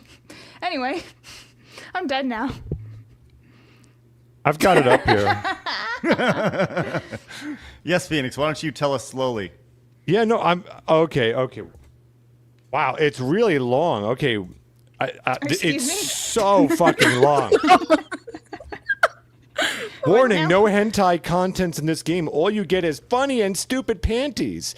Dashing on the street, warriors of love along with panties to save humans from the evil intention and to save themselves from being transformed into panties, fight in a funny comedy full of panties, love, and passion with fierce battles between panties. I'm looking at the. Oh, wait a second. I have this game, I think. No, you can't. It just came out today. Well, I may have the original because this is the sequel. This is the remaster that just came out, I guess. Okay, yeah. I do have gameplay of this here. I'd like to share with everybody. I hope I'm not going to be traumatized. No, it's a Japanese game where you have swords. I told you, you just gotta find all the panties on these maps and stuff. Can I just be honest with you? One of my least favorite words in the world is panties. Yeah, I have a theory underwear. that IES with anything should be banned. Everything. Titties, boobies. I hate that. I hate IES with anything. Wow, that's pretty anything. Extreme. Yeah. Phoenix is about to start talking like Shakespeare. Only English. cookies. Succulent. Someone said cookies. That's it. I'll accept cookies. What if Like he the plant? what if he says succulent panties? It makes everything sound childlike. What? Gross. I'm sorry, Lady Decade. I'm sorry. We don't have the words panties over here. We What don't do you say have? it. Drawers? Bloomers? Nice. Drawers. Knickers. Yeah. Oh my. Nice. Do better. What was that? I'm with you on that. That's I thought I heard Snickers. I'm like, wait a second. You're not you What? when you're hungry. I'm waiting for somebody to clip this out. and Yeah, just well, beep I all already that got the out of there. timestamps. Wow. Unbelievable. People are very upset about Can that. I just... I'll put out the spelling there just to be really careful. No. N-I. Wow. C-K. Oh, I think I understood. Open up, Lady Decade. Yeah. All right. Hey, Spawn Freak says, shout out to ChibiReviews, who is going through the worst possible timeline and could use your support. Also, Mario 3. That's 5 for Mario 3. Yeah. I just did that one. Thank you. I think I'm going to do a standalone video on the ChibiReviews situation, and I'll probably get that up here. I'm going to let that breathe a little bit. I actually was recording a standalone video on it earlier today, and just didn't quite hit the way I hoped it would. So I was planning to talk about it today, but we'll see how it all kind of comes together. But Celestium, we're over so much right now already. Holy crap. Celestium, do you want to kind of talk about that real quick, the ChibiReviews situation? Yeah, for sure. So, Chibi posted that he. Oh, wait, did I say something funny? Oh, no. He said Phoenix hates puppies. Oh, no. Just seeing super chats with the IE at the end of it. Yeah, So, whoops. As our chat has derailed the show during this very important message from Celestium over here. Sorry. Yeah, so Don't Chibi had apologize. that he wanted to delete himself, and nobody knew why for a while. And then I think the next post that he made was that he had gotten out of the hospital, and there was a post in between those two posts where he had shown like a wristband of some sorts, but then he ended up deleting it, so I didn't get to see it. But in that post where he mentioned that he went to the hospital, people were, in between all of that, like, we didn't know where he was. He had actually just followed me that very night, and I woke up in the middle of the night and I saw that, and I'm like, okay, this is awful. I tried messaging him and everything, but later on we found out that a lot of people had abandoned him from his friend group and his fiance. They all turned their back on him. And he eventually posted a video explaining the whole situation, and kind of to summarize it, hopefully I do an okay job here. His fiance cheated on him and with his friend of 10 years, and his friend group covered for that person. That's basically what happened in the span of 24 hours. Yeah. You're muted. Oh. Oh, no, Am I? I am. I was just here pondering what a jacked up situation that was. Thank you. Yeah, it's pretty messed up, and I guess I'll save it for a video, but I do have some thoughts, and I'm just wondering out loud, should that stuff be put out publicly? Like, there's at a certain point, there's like lines that you probably should leave, just so I don't know. Well, that's another conversation for another time, but obviously we wish anybody the best in a situation like that. And I think it's very relatable. Everybody's been cheated on at some point in their life, except for Blabs, of course, right, Blabs? I've never been cheated on, no. Sorry. Unreal. Sorry. Okay. Sorry, I haven't been mistreated. Lady Decade, you ever been cheated on before? No, not really. Oh, God. Am I the only one? You were cheated on? Yeah, I've been cheated on. I'm sorry to hear that, brother. Well, I mean, not since I was like a kid. I had like in high school, I had a similar situation where I had like my best friend hooked up with my girlfriend. Pretty fucked up, So like that'll give you a lot of trust issues for sure. Oh yeah. So anyways. If you're gonna count like little like school relationships, yeah, that's what I mean. Then technically I've had someone technically cheat on me, but it's just not the same as being an adult and being engaged to someone. Yeah, for sure. Nothing to that effect. Yeah, absolutely. We're gonna check on the showdown. We're going to finish that up. But first, Game Master came back with 150 super chatted dollars. Says y'all are forgetting that Mario 3 gave us a creepypasta Luigi, and the last reference was from Friday Night Funkin'. I love World, but it's mid. Wow. 150 for Mario 3. That is stupid and insane, and we cannot tell you how much we appreciate that. Give it up for Game Master Emperor one more time. I think that is going to tip it in a major way because Servant of God also said, so YouTube will not let me send a super chat at all. Send a screenshot of the tweet to show you proof. Maybe time to push for more using Streamlabs and whatnot for chats. Also, Mario 3 for the tie. That is 5 for Mario 3. And yeah, Streamlabs is phenomenal for direct donations and such. Game Master, there we go. Phoenix, let's get a final count on Mario 3 versus Mario World. What is it going to be? That just changed everything. Here we go. $518.98 for Super Mario Bros. 3 versus $429.48 for Super Mario World. Are you kidding me? That's wild. That just happened basically in the last 5 minutes or so. Oh my God. This hurts my heart. They're both great, but Mario World is definitely the superior one. Right? I agree. I agree God, 100%. I don't know. Well, where am I? I'm here. Here's the. So it's the better game, yes. But do you have a Super Mario World without Super Mario 3? That's kind of that problem. Because Super Mario Bros. 3 did so much right. It did so much right. It was you arguably like the swan song of the NES. Okay, hold on. Yeah. By your logic, that's like, well, Super Mario Brothers must be better than Mario 3 because without Super Mario Brothers, Mario 3 wouldn't have been a thing. Sure, but don't go down that slippery slope. Well, no, because I would say that Super Mario World, when you really link, what new did it do? It really just expanded 3. Mario World? Yeah. No. It didn't. Yeah, it had the same. So 3 opened up the whole hub world, right? You had the world. Mm-hmm. The only thing it added was, listen, I'm saying it's a better game. But you had Yoshi and stuff, but really, what more did it do other than better graphics in Mode 7? Can I tell you exactly what it did?